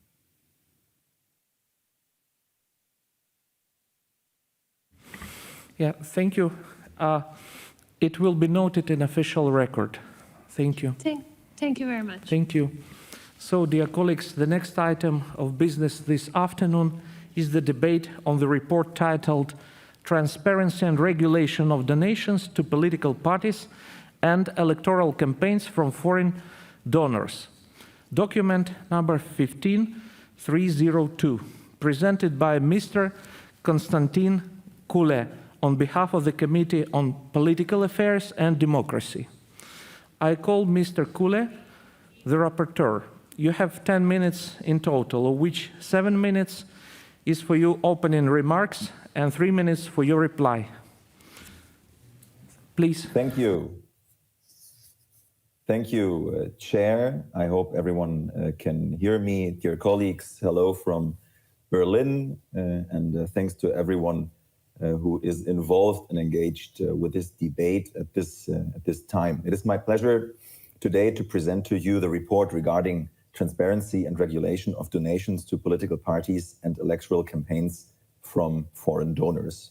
When I tabled a motion for a resolution together with many colleagues from different national delegations and political groups referring to the present topic in January of 2019, several media reports on irregularities in the funding of political parties in different Council of Europe member states had arisen. And just a few weeks and months after we tabled the motion for a resolution, additional reports about other cases of illicit or inappropriate foreign funding emerged. And I just want to give you some examples. From the financial relationship between a bank related to the Russian state and the French Front National party in 2014 to an attempt to finance the Italian party La Lega by a Russian state-linked company in 2019.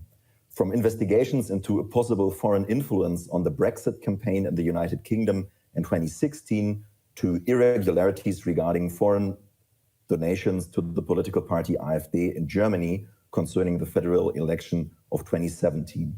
Each of these cases has undermined the trust of citizens in the integrity of democratic decision-making processes. But citizens' confidence in the integrity and independence of democratic decision-making is of crucial importance to ensure acceptance and resilience of democracy.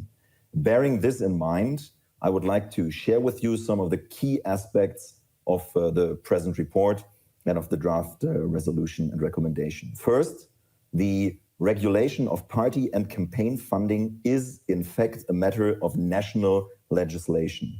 The existing national legislation reflects different historical, social, and cultural characteristics of the respective states.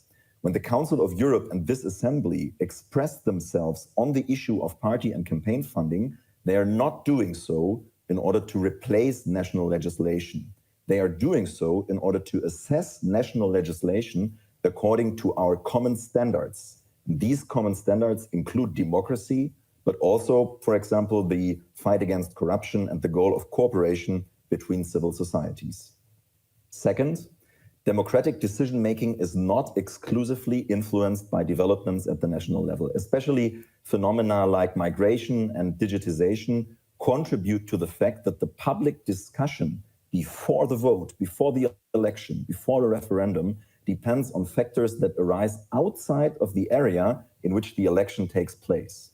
If the Council of Europe and this assembly sets common standards for party and campaign funding, it protects democratic processes across Europe. Third, in the past, Council of Europe institutions have already adopted sensible rules and standards. The cornerstone document remains recommendation number 4 from 2003 with the title Common Rules Against Corruption in the Funding of Political Parties and Electoral Campaigns. And I want to quote Article 7, which states that states should specifically limit, prohibit, or otherwise regulate donations from foreign donors, end of quote. This report we're talking about today contains specific suggestions of how to improve the enforcement of this common standard. Moreover, if we talk about the work that has already been done by Council of Europe institutions, the work of the Venice Commission and of Greco also constitute important contributions to the implementation of common standards. Fourth, the existing regulation, but also the diversity of different regulations that we have in Council of Europe member states allows particular member states to use the instrument of party funding in order to influence the democratic decision-making in other states in a targeted manner. These attempts to interfere in a country's democratic decision-making through financial contributions are increasingly combined with other means of interference, such as disinformation and cyber attacks. This development should be condemned by the Assembly, and this is what I'm proposing to do today in the resolution of the report. Fifth, the Assembly should explicitly describe the legal loopholes which are or can be exploited or deliberately circumvented. Just to give you a few examples, for instance, in kind instead of in cash donations. For instance, donations via cryptocurrencies or contributions to foundations, associations, charities, religious organizations, and other non-profit or non-governmental organizations with the aim to covertly benefiting a political party or electoral campaign. Sixth, regulations or common standards governing the funding of political parties and electoral campaigns should not impede the work of NGOs and of political foundations, as these organizations are important actors of civil society. Cooperation and dialogue between citizens and political organizations of different Council of Europe member states help to increase mutual understanding and serve to maintain a constant dialogue. Regulating financial contributions to political parties and electoral campaigns from foreign sources should not discourage such cooperation. Dear colleagues, I want to thank everyone who contributed to the present report, particularly the members of the Committee on Political Affairs and Democracy. We've had a number of discussions regarding this topic. I want to thank the various journalists and scientists whose work were an important source and important sources to the report. And obviously, I also want to thank the experts we conducted hearings with during the last 2 years and a half in the committee. And finally, I also want to thank the office of the committee and the secretariat, which has always supported me in preparing the report. I'm looking forward to your remarks. I'm kindly asking you to send a signal and to make a clear statement in favor of the integrity of democratic processes in Council of Europe member states. Thank you all for your attention. Thank you, Mr. Kule. And now we are proceeding to this list of speakers on behalf of political groups. And in the debate, I call first Mr. Michael Astrup Jensen from Denmark. And he will be followed by Dmytro Nataluha. Please, Mr. Jensen. Thank you so much, Chairperson. And first of all, I'd like me to use this opportunity to congratulate our colleague, Konstantin, on a very, very excellent report, but also a very timely report, because one of the cornerstones of being in a European democracy, which this organization advocates for, is transparency, but also to make sure that when we have a democratic election, it is a sure outcome that it has been as democratic as possible.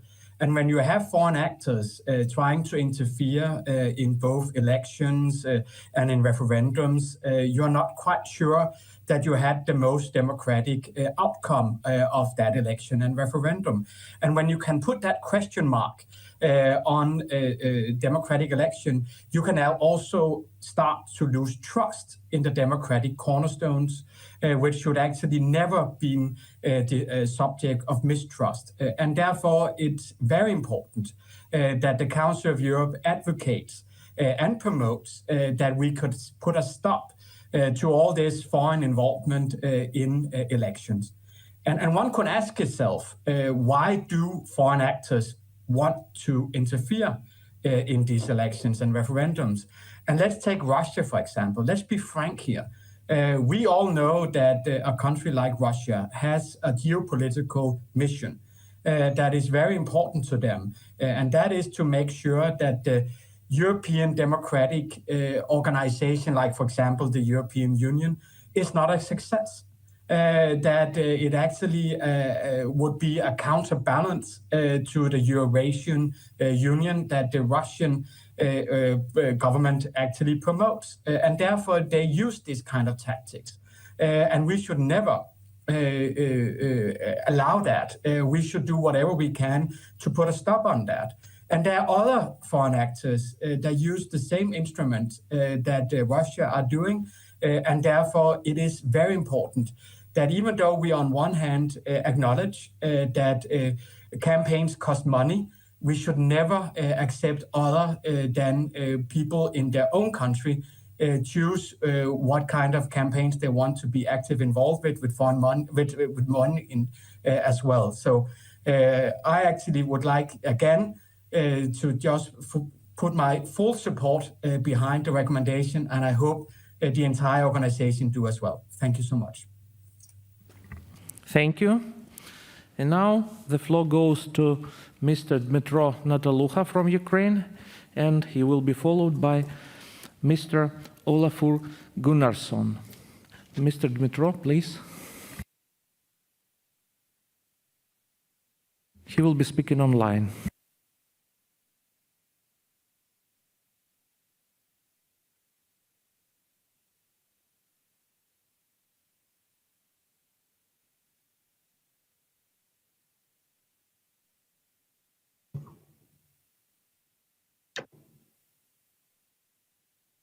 Hello. Hello. We can hear you. Please go on. Yeah, but I'm afraid I have some troubles with my camera. If you would allow me to speak without it. Yes, please proceed. Yes, we can hear you. I beg your pardon.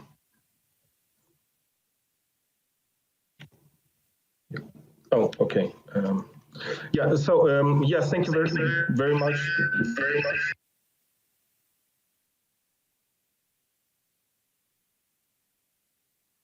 Seems there is a technical problem with connection. Yeah. Well, yeah. We are going to the next speaker on our list, and I give the floor to Mr. Konstantinos Evstafiou from Cyprus. Okay. Please. Oh, sorry. Yes, excuse me. Mr. Gunnarsson, please, first, and after him will be Mr. Evstafiou. Sorry, please. Thank you, Mr. President. Dear colleagues, today's debate focuses on nothing less than the future of the democratic process itself. As far back as I can remember, there have been discussions about outside influence on elections in most countries. And in Iceland, we have had this discussion as well. And we've had major reforms on how we finance political parties, and this has been done through change of laws, as well as with agreements between the political parties through consensus. Private funding is allowed by domestic companies and individuals, but with strict limits that are enforced within the country. All contributions above a certain amount are a matter of public record. In Iceland, all foreign donations are prohibited, and faceless propaganda is not allowed, and that means that one cannot buy ads or distribute literature unless the source of funding is revealed. This is also true of social media, and as this is an agreement between all the political parties, the chances of someone stepping over the boundaries are lessened. Speaking of social media, this will probably continue to be a major issue of debate, that is, how to monitor their use in political campaigns. Unless there is consensus within a country and as to what is allowed and what is not, this will be difficult. One of the challenges that we face is also the financing of NGOs by foreign contributions, as these may not fall into the definition of a political party. Our societies have to be vigilant in order to make sure that NGOs, private companies, religious groups, or other entities cannot interfere with the democratic process through donations from abroad. We must also clarify the fine line that separates the cooperation of political parties and sister organizations between countries from direct funding. The former is to be encouraged, but at the same time the latter must be averted. Coming from a big country with a very small population, Icelandic politicians and their parties realize how vulnerable we could be to outside meddling in our affairs. Buying influence in Iceland may be small change for a large foreign corporation or a foreign power, by that matter. This does not take away our obligations in the international arena, nor does the fact that we insist on not being interfered with free us from the adherence to international law and treaties. Transparency has to guide our actions in this field. We must remain committed to the democratic process, we must adhere to common principle, and we call upon this institution to be vigilant in the defense of the rights of all peoples, be they small or large, to choose their own governments and leaders based on their own values without outside interference. I strongly support the rapporteur's recommendations. Thank you very much. And now we'll try again to get connected to Mr. Nataluha, and if we fail, our next speaker will be Mr. Konstantinos Evstafiou. Please go ahead. Thank you very much. Thank you very much, Mr. Chairman. I hope we fail not. And thank you again to Mr. Rapporteur. It's a tremendously important report that he has prepared. Ladies and gentlemen, free access to funding is a key condition for a stable and competitive democracy process. And Milton Friedman mentioned about 60 years ago that financial inflows and donations can be positive for establishing pluralism, maintenance of democratic principles. But now we are facing another challenge, which makes donations for political parties a source of vulnerability and political corruption. Uncontrolled and deregulated sphere of political donations can create a so-called inner circle of political and business elites. And such capsulation of political life can lead to a merge of government and business, which often means basically a space for inefficient policy, corruption, and rule of insiders.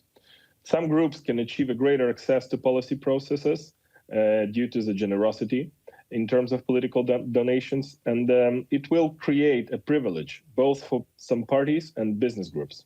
Past experience shows as the neo-patrimonial and clientist regimes end with authoritarianism and oligarchy.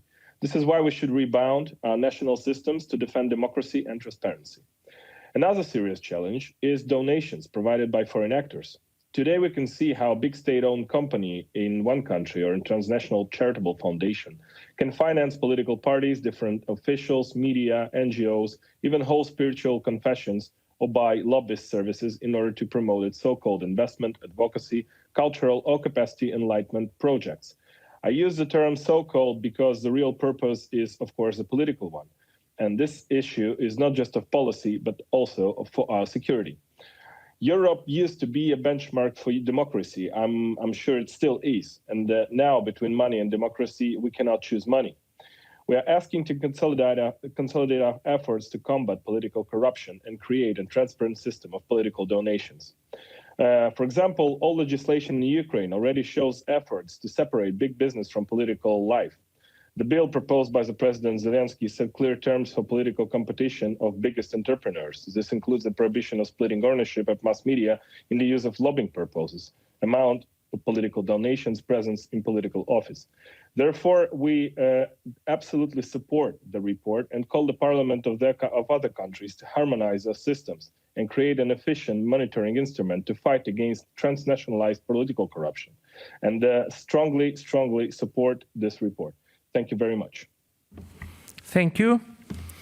And now the floor goes to Mr. Konstantinos Evstafiou from Cyprus. Please. Thank you, Mr. Chairperson. Dear colleagues, I would like to thank Mr. Konstantin Kühle for his report. The rapporteur rightly stresses the primordial role of political parties in democratic society and the crucial importance of the democratic decision-making process that further strengthens the acceptance and the resilience of democracy and its institutions. Any outside interference to any national decision-making process, especially when servicing the external political agendas or those of private companies, foundations, so-called charities or NGOs linked to foreign governments, is paradoxical and has subdued but serious consequences. Citizens' confidence in the integrity and the independence of political parties is crucial. Foreign interests increasingly interfering in Western democracies, as the rapporteur stressed out in his report, have negative implications on the integrity of democratic processes through manipulating public opinion, exacerbating divisive issues within societies, and undermining citizens' trust in democratic institutions and processes. Foreign donations and election funding prove especially dangerous when they spread to empower fringe advocacy groups to fund extremism and to foster dangerous propaganda. What is the aim of the donors when funding elections abroad? Personally, I have no answer to that. We parliamentarians must be vigilant should we wish to protect the legitimacy of our political systems in order to regain citizens' confidence and ensure their participation in the public sphere. There must be a presumption that any political donation coming from abroad are of manipulative nature. We have to stress out that any single penny of it is a wound to democracy's body. We all agree that we need to adhere to the growing demands of stricter measures, common measures, aimed at ensuring public accountability and full transparency. We must maintain higher standards of conduct and management for our political parties and promote independent regulatory mechanisms focused on vetting, systematic financial monitoring and transparent campaigning practices in both national or international level. Thank you very much. Thank you very much. And now I call Mr. Solt from Hungary. Please. Thank you Mr. Chairman. National and European political parties fulfill a unique and irreplaceable role in our democracies. The representation of citizens is a crucial mission, and elected representatives have to comply with the ambitious task entrusted to them by the voters. The appropriate funding of political parties is of utmost importance, as the necessary background in this regard is the prerequisite for the adequate democratic representation of European citizens. Nevertheless, taking into account the special and delicate nature of the task assigned to these entities, only a secure and accountable financing can be acceptable for them. Given that disinformation and attempts of foreign interference are an ever-growing threat in Europe in recent years, foreign donation and financial support have to be handled with caution.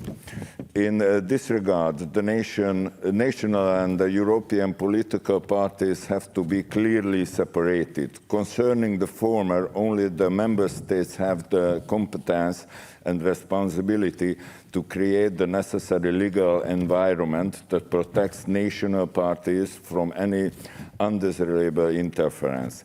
In this respect, Hungary serves as a good example.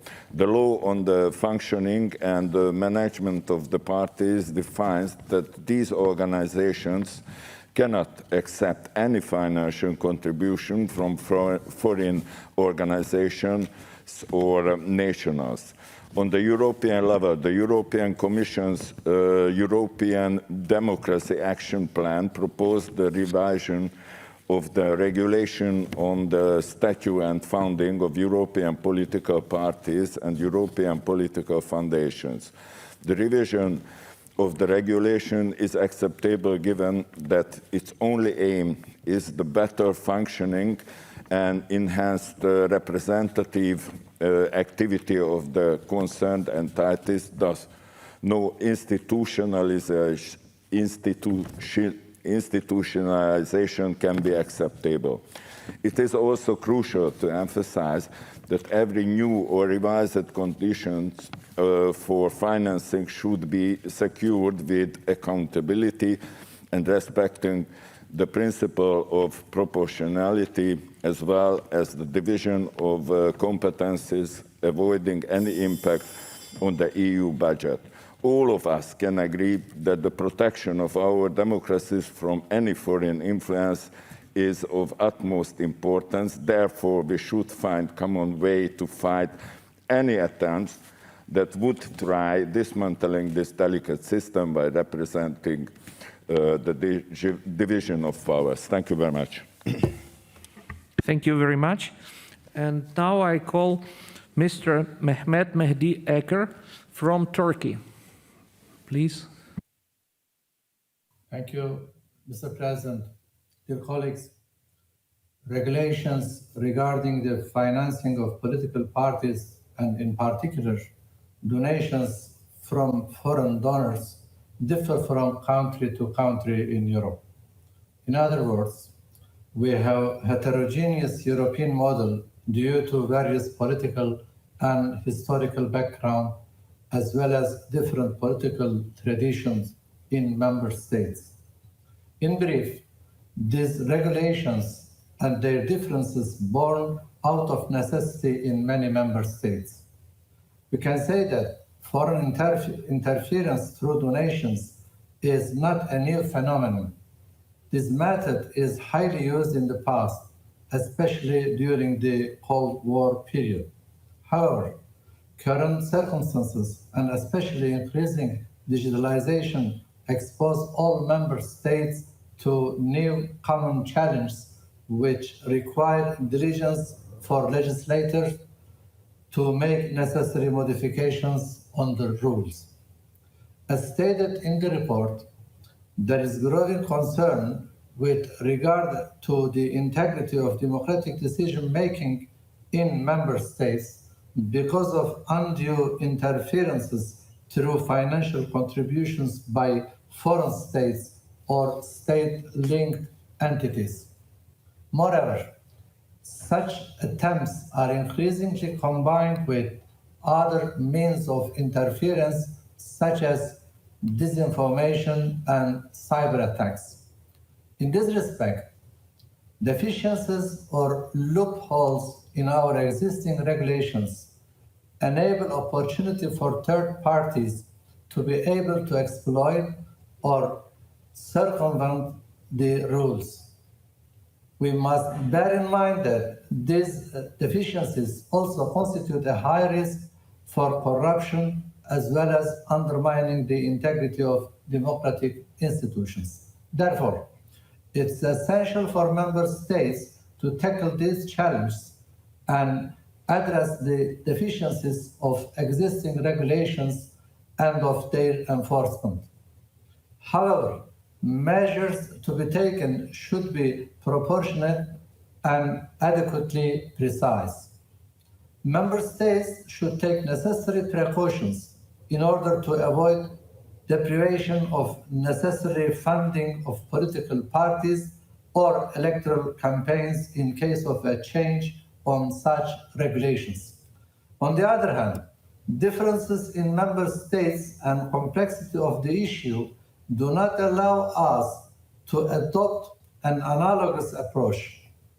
In the end, it is up to member states to decide how they limit, prohibit, or regulate donations from foreign sources while respecting the ECHR, as well as democratic norms and principles. Thank you very much. Thank you. And I give the floor to Mr. Grass from Luxembourg.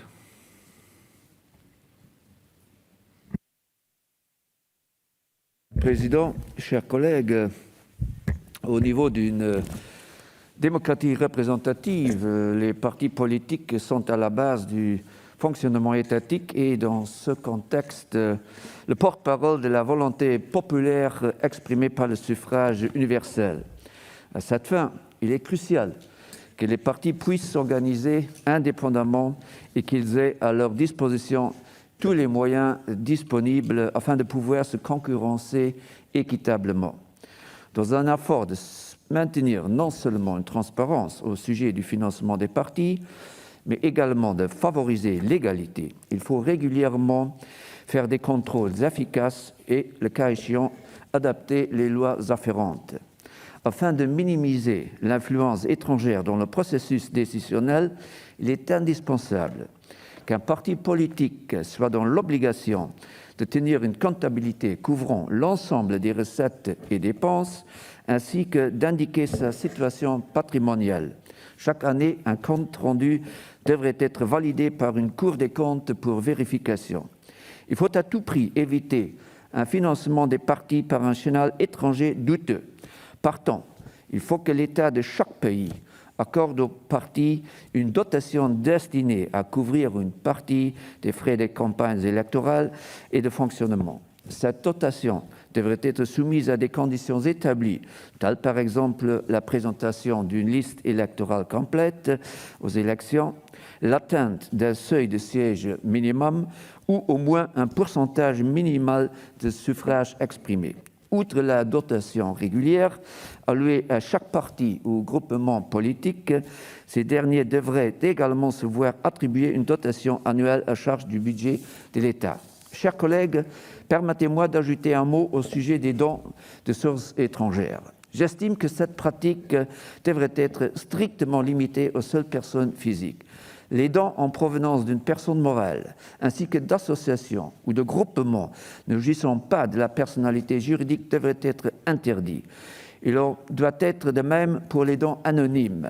Je renvoie dans ce contexte particulièrement sur le point 5.2 de notre projet de recommandation invitant le GRECO à analyser surtout le domaine spécifique du financement étranger des partis politiques.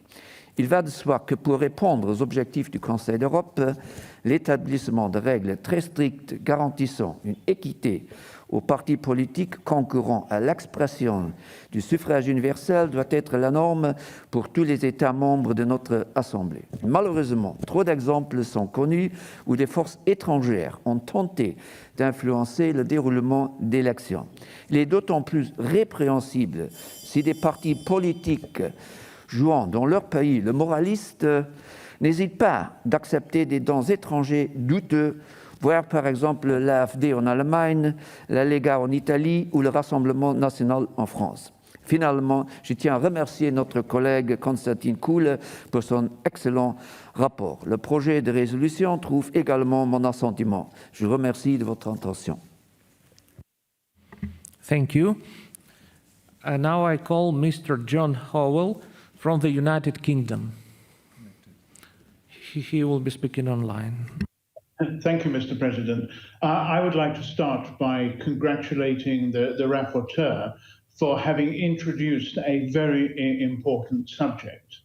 And I would agree with Michael Jensen that transparency in the funding of politics and of political parties is essential if we are going to ensure that democracy can function and that it can function without interference. That sounds very simple. It sounds very obvious, but I'm afraid that it's not obvious or very simple, but it is very essential. Now, this needs to include both donations that are made in cash and also donations that are made in kind. And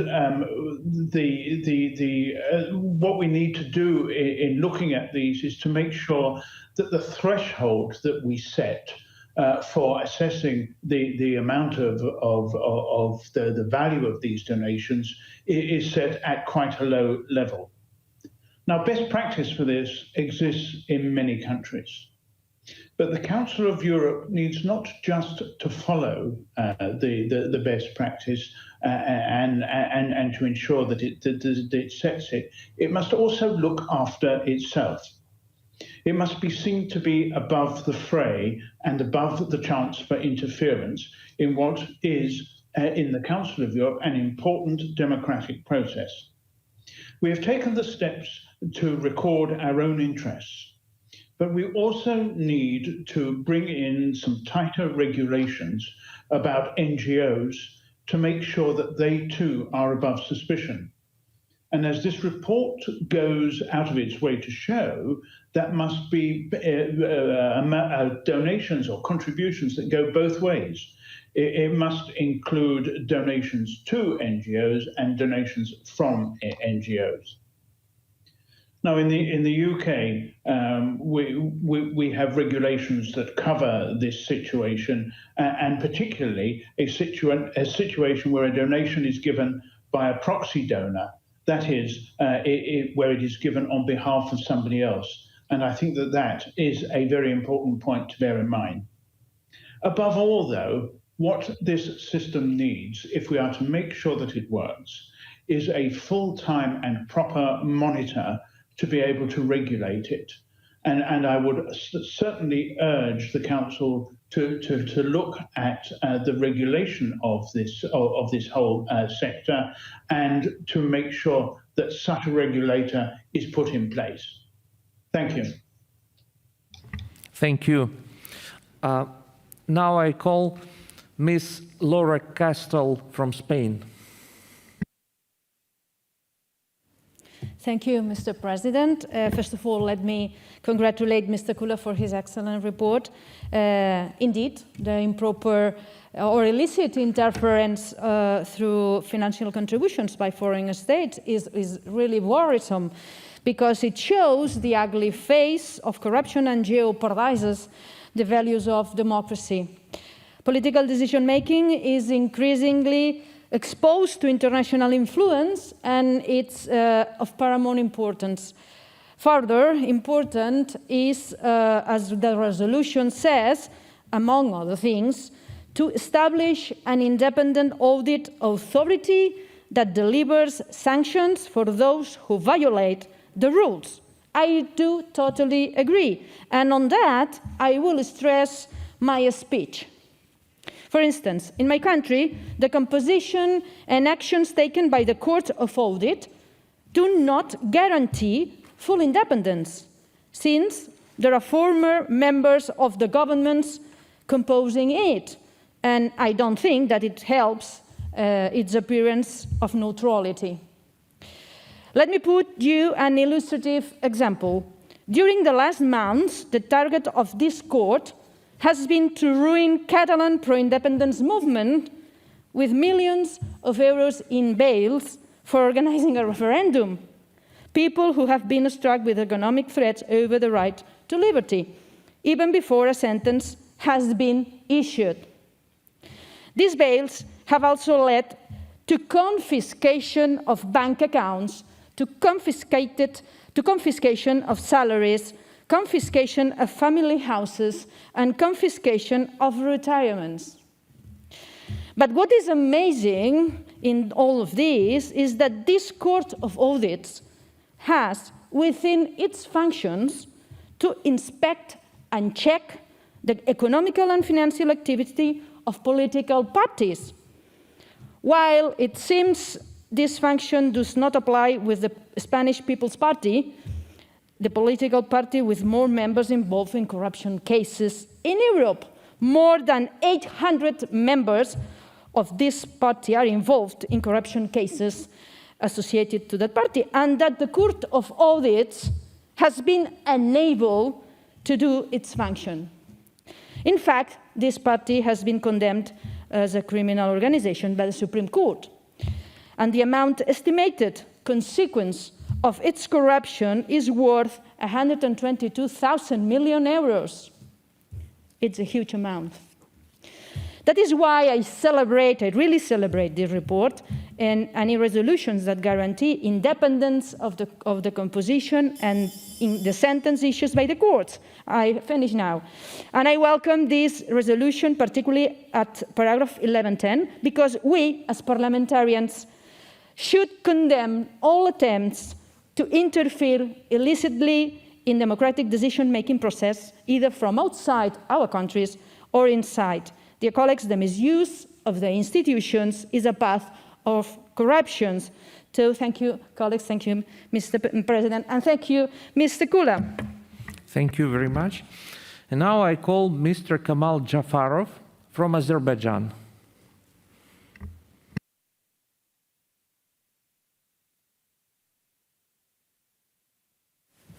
Thank you very much, Mr. President. Transparency of the political party financing and integrity of the politicians are one of the most important conditions for public confidence in effective functioning of the democracy. The Greco's third round evaluation, which is based on the Committee of Ministers' recommendation on transparency of the political party financing, played a pivot role in this field. Greco, in its findings, demonstrated that member states still have much to do to bring their legislation in line with the recommendations of the Council of Europe. For example, Greco, in its 2017 report on France, showed that there are still some concerns regarding the supervision of the party financing in France. This means that even the established democracies have its weakness beside the strengths, and therefore we should try to avoid criticizing the usual suspects here and focus on to learning the best practices from each other. Secondly, these recommendations are naturally and surely the responsibilities of the individual governments, but not only the governments. The transparency and integrity starts from us and the political parties we represent. Third point, some NGOs receive foreign funds for political purpose. Or to put other way, some foreign donors give the grants to the NGOs. Those are politically motivated. The report rightfully mentions that this is the abuse of entrusted power for private gain, this is the corruption, and this is the direct financial interference in a country's decision-making process. And therefore, transparency rules should exist and apply for both NGOs and the foreign donors. Finally, I would like to give the short information about the developments in our political system. As you might know, I'm one of the new elected member of parliament in 2020. And Madame Sahiba Gafarova, who was the chairwoman of the Migration Committee and the General Rapporteur for Violence Against on Women, along her other positions in this assembly, elected as the president of the Azerbaijani parliament. And for the first time in the Azerbaijan history, the vice speaker and also vice chairperson of the committees were elected from the opposition parties. And following that, another major important development was that a special unit was established in the president's office to enhance the cooperation between legislative and executive powers. Based on that, a multi-stakeholder dialogue was established between the political parties, and some new political parties were registered, and our political system has entered an upgraded level of professionalism. And I would like in the end said that I fully support the report. I will give my vote as in favor of this report. Thank you very much. Thank you. And now the floor goes to Mr. Sergei Kislyak from the Russian Federation. Please, please.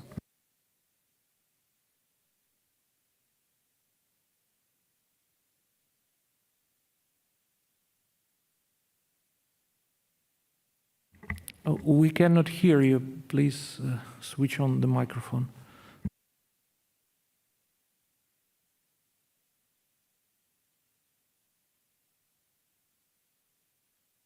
We still cannot hear you. Yeah, maybe you should try to connect again, please.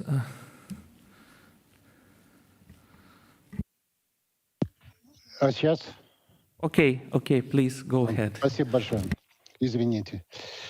Господин председатель, прежде всего я хотел сказать, что тема, поднятая в докладе, представляет большую важность и интерес в моей стране. Тем более, что мы всерьез боремся с попытками влиять на нашу политическую жизнь извне, в том числе за счет финансирования политических партий и избирательных кампаний и всем, что с этим связано, из-за рубежа. Более того, наше законодательство в этой сфере довольно развито и развивается дальше. И целый ряд предложений, которые содержатся в этом докладе, уже давно фигурируют в наших национальных мерах. Вместе с тем, доклад господина Кули является примером половинчатого, на мой взгляд, и двухсмысленного подхода к этой крайне важной и актуальной теме. Я скажу сначала о том, как рассматривается тематика НГО в этом докладе. С одной стороны, говорится о том, что важно обеспечить, чтобы они не были за счет внешних источников профинансирования для ведения политической борьбы в других странах. С другой стороны, и содержится положение о том, что НГО могут рассматриваться как системообразующие организации, потому должны рассматриваться особые отношения к ним, и в этой сфере должно быть особо. Честно говоря, такие рекомендации не оставляют понимания, что же мы хотим. Также непонятная рекомендация насчет того, что мы должны стремиться к тому, чтобы национальная история, специфика политических традиций и тому подобное играли роль в формировании политики стран на европейском континенте. Это уже совершенно непонятно, тем более, что страны здесь разные и традиции действительно разные. Но цель одна – предотвратить внешнее финансовое вмешательство. Но главное другое. Я поражен, насколько абсурдны иногда аргументы, которые содержатся в докладе для того, чтобы представить мою страну как вмешивающиеся за счет финансирования в дела других стран.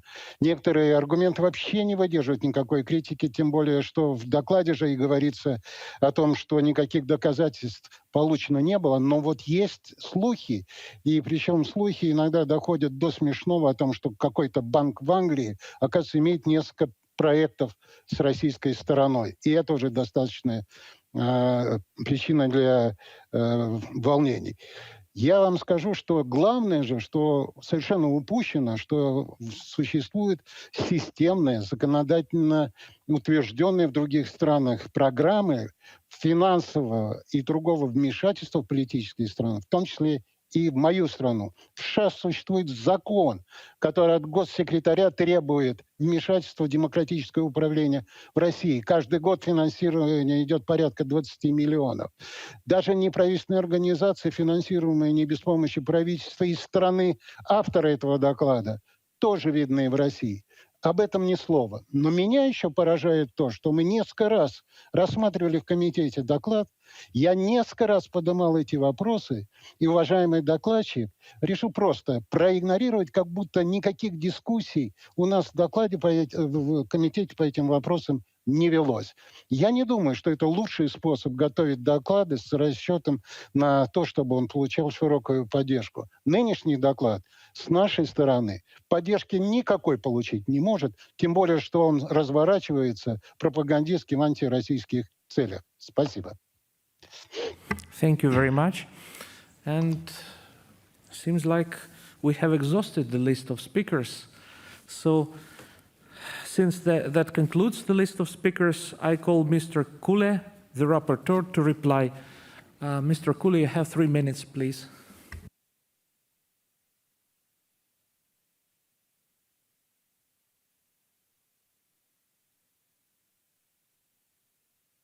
Chair, and thanks to all the colleagues that contributed with many helpful remarks to the debate about this report. And can I just point out some aspects that have been mentioned during the debate? First of all, I want to elaborate on the difference between an NGO and a political party or a political campaign.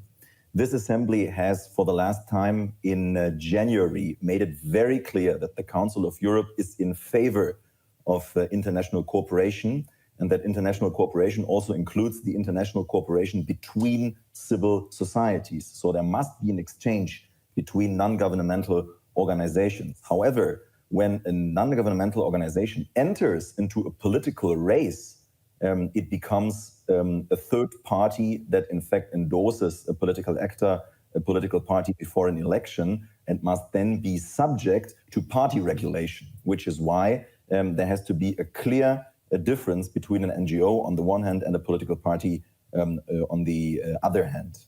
When it comes to this situation in the Russian Federation, I want to once more thank Mr. Kislyak for his remark and point out that I even mentioned his remarks in footnote 26 on page 11 of the report. I think that he makes very clear that the differences do exist between different countries, and we did consider his remarks when drafting the report. I want to thank my friend Michael Jensen for mentioning the geopolitical perspective of this report. In fact, and many other colleagues have also mentioned this, financial cooperation between political parties, financial relations between one state and a political party in another state are not new. This has existed for many years. However, what is new is the deliberate circumvention and the degree of deliberate circumvention that we are observing all over Europe in many member states, and the combination of such attacks with disinformation and cyber attacks. So what we should do is truly condemn this development and at the same time ask for a review of the regulation and ask for a strengthening of the implementation. Now, as a third remark, I would like to elaborate on the phenomenon of so-called third-party actions, which is when a donation is made to a charity or an NGO that is linked to a political party. Why is that done? It is usually done because the regulation is less strict, and we should really tighten the regulation when it comes to so-called third-party actions. And let me say as a last, let me add as a last remark, if we were designing new rules from scratch, I think a full ban of foreign financing would be feasible. But there is already so much different regulation in member states that the core principle of the debate and of the report should really be the implementation of the existing rules and transparency when it comes to different rules. And I'm looking forward to contributing to more transparency by adoption of this report. Thank you very much. Thank you very much. And dear colleagues, the debate is closed. The Committee on Political Affairs and Democracy has presented a draft resolution and a draft recommendation, document 15302, to which no amendments have been tabled.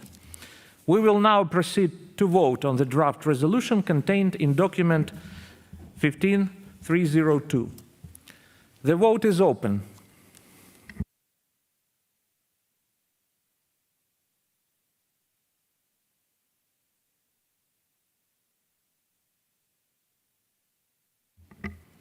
The vote is closed.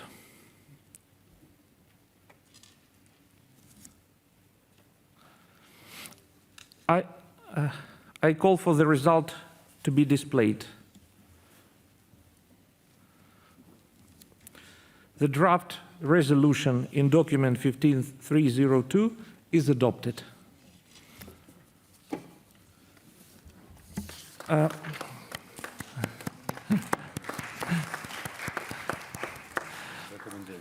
We will now proceed to vote on the draft recommendation contained in document 15302. The vote is open.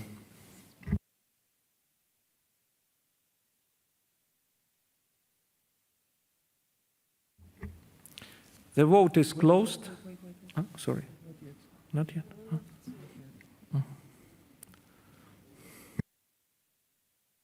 Yeah? Yeah. The vote is closed, and I call for the result to be displayed. Okay. The draft recommendation in document 15302 is adopted. Congratulations. And we have now come to the end of our business. Yeah, oh, sorry, yes, yes. So, thank you.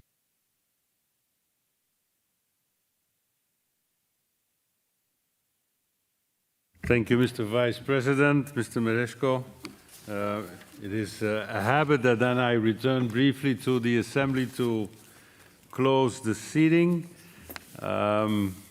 I would wish to thank all of you still present, including obviously the Vice President for doing a fine job, and also for all the people who are still with us, massively as usual, Madam Secretary General.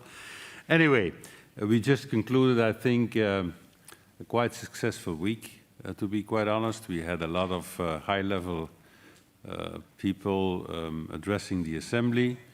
And I would just like to refer to the event that we organized around the Istanbul Convention on Wednesday, where we did have some interesting speakers. And on top of that, a very large participation of our own Assembly. Unfortunately, we could not cater to all the colleagues to take the floor. We got at about 25. Although we had like more than 60 who wanted to intervene. I just would like to inform you that we had a bureau in which I announced that we might have in the September session a follow-up to a certain extent, because this was not a celebration of the 10th anniversary of the Istanbul Convention as such. It was, on the contrary, or accompanying, if you wish, stock-taking and basically getting the message out that we have to step up action. This is why our General Rapporteur, Madame Gurmai, at the end took some conclusions and took some lessons from the event, and I will request her to draft some next steps in order for this not to have been like an event as any other one. No, it was a call for action. So this is something that we will, without any doubt, come back to in the coming weeks and months, because it is an ongoing work that we cannot stop with. On the contrary, we have to step up action. I would like to conclude, the whole technical team. They did a marvelous job. I'm looking to my left, to the gentleman who's always with the headphone. So thanks to you and the whole team, the interpreters, all the personnel, specifically also the people behind me who always bring me my coffee for me not to keep my caffeine level high enough to manage this seating. I'd like to thank all the colleagues who were participating, specifically my vice presidents. I mean, I'm really thankful to all of you for taking so many times the work of managing the Assembly. So each and every one of you, be it from the staff, be it as members, many great thanks. And I would, of course, would wish to conclude by thanking our Secretary General, Despina, who has a tough job of making sure that all of this goes well. But I would like to conclude with a common knowledge. Managing this kind of a plenary session and all the rest, it's a bit like a piece of theater, in the sense that the public is out there and you see the play on the stage.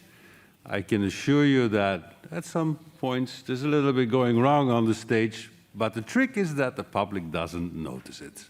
And so I think that this has been a great job of all of us. So Despina, again, to you and all your fantastic staff, many thanks. Many thanks to all the members still present, but also to all the members who participated. Thanks to all the people who were so kind to join us to deliver important messages.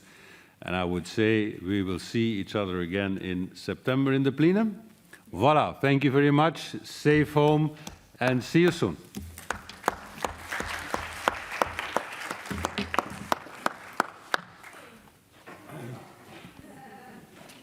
fait de la cloche. Attends, on va lui parler.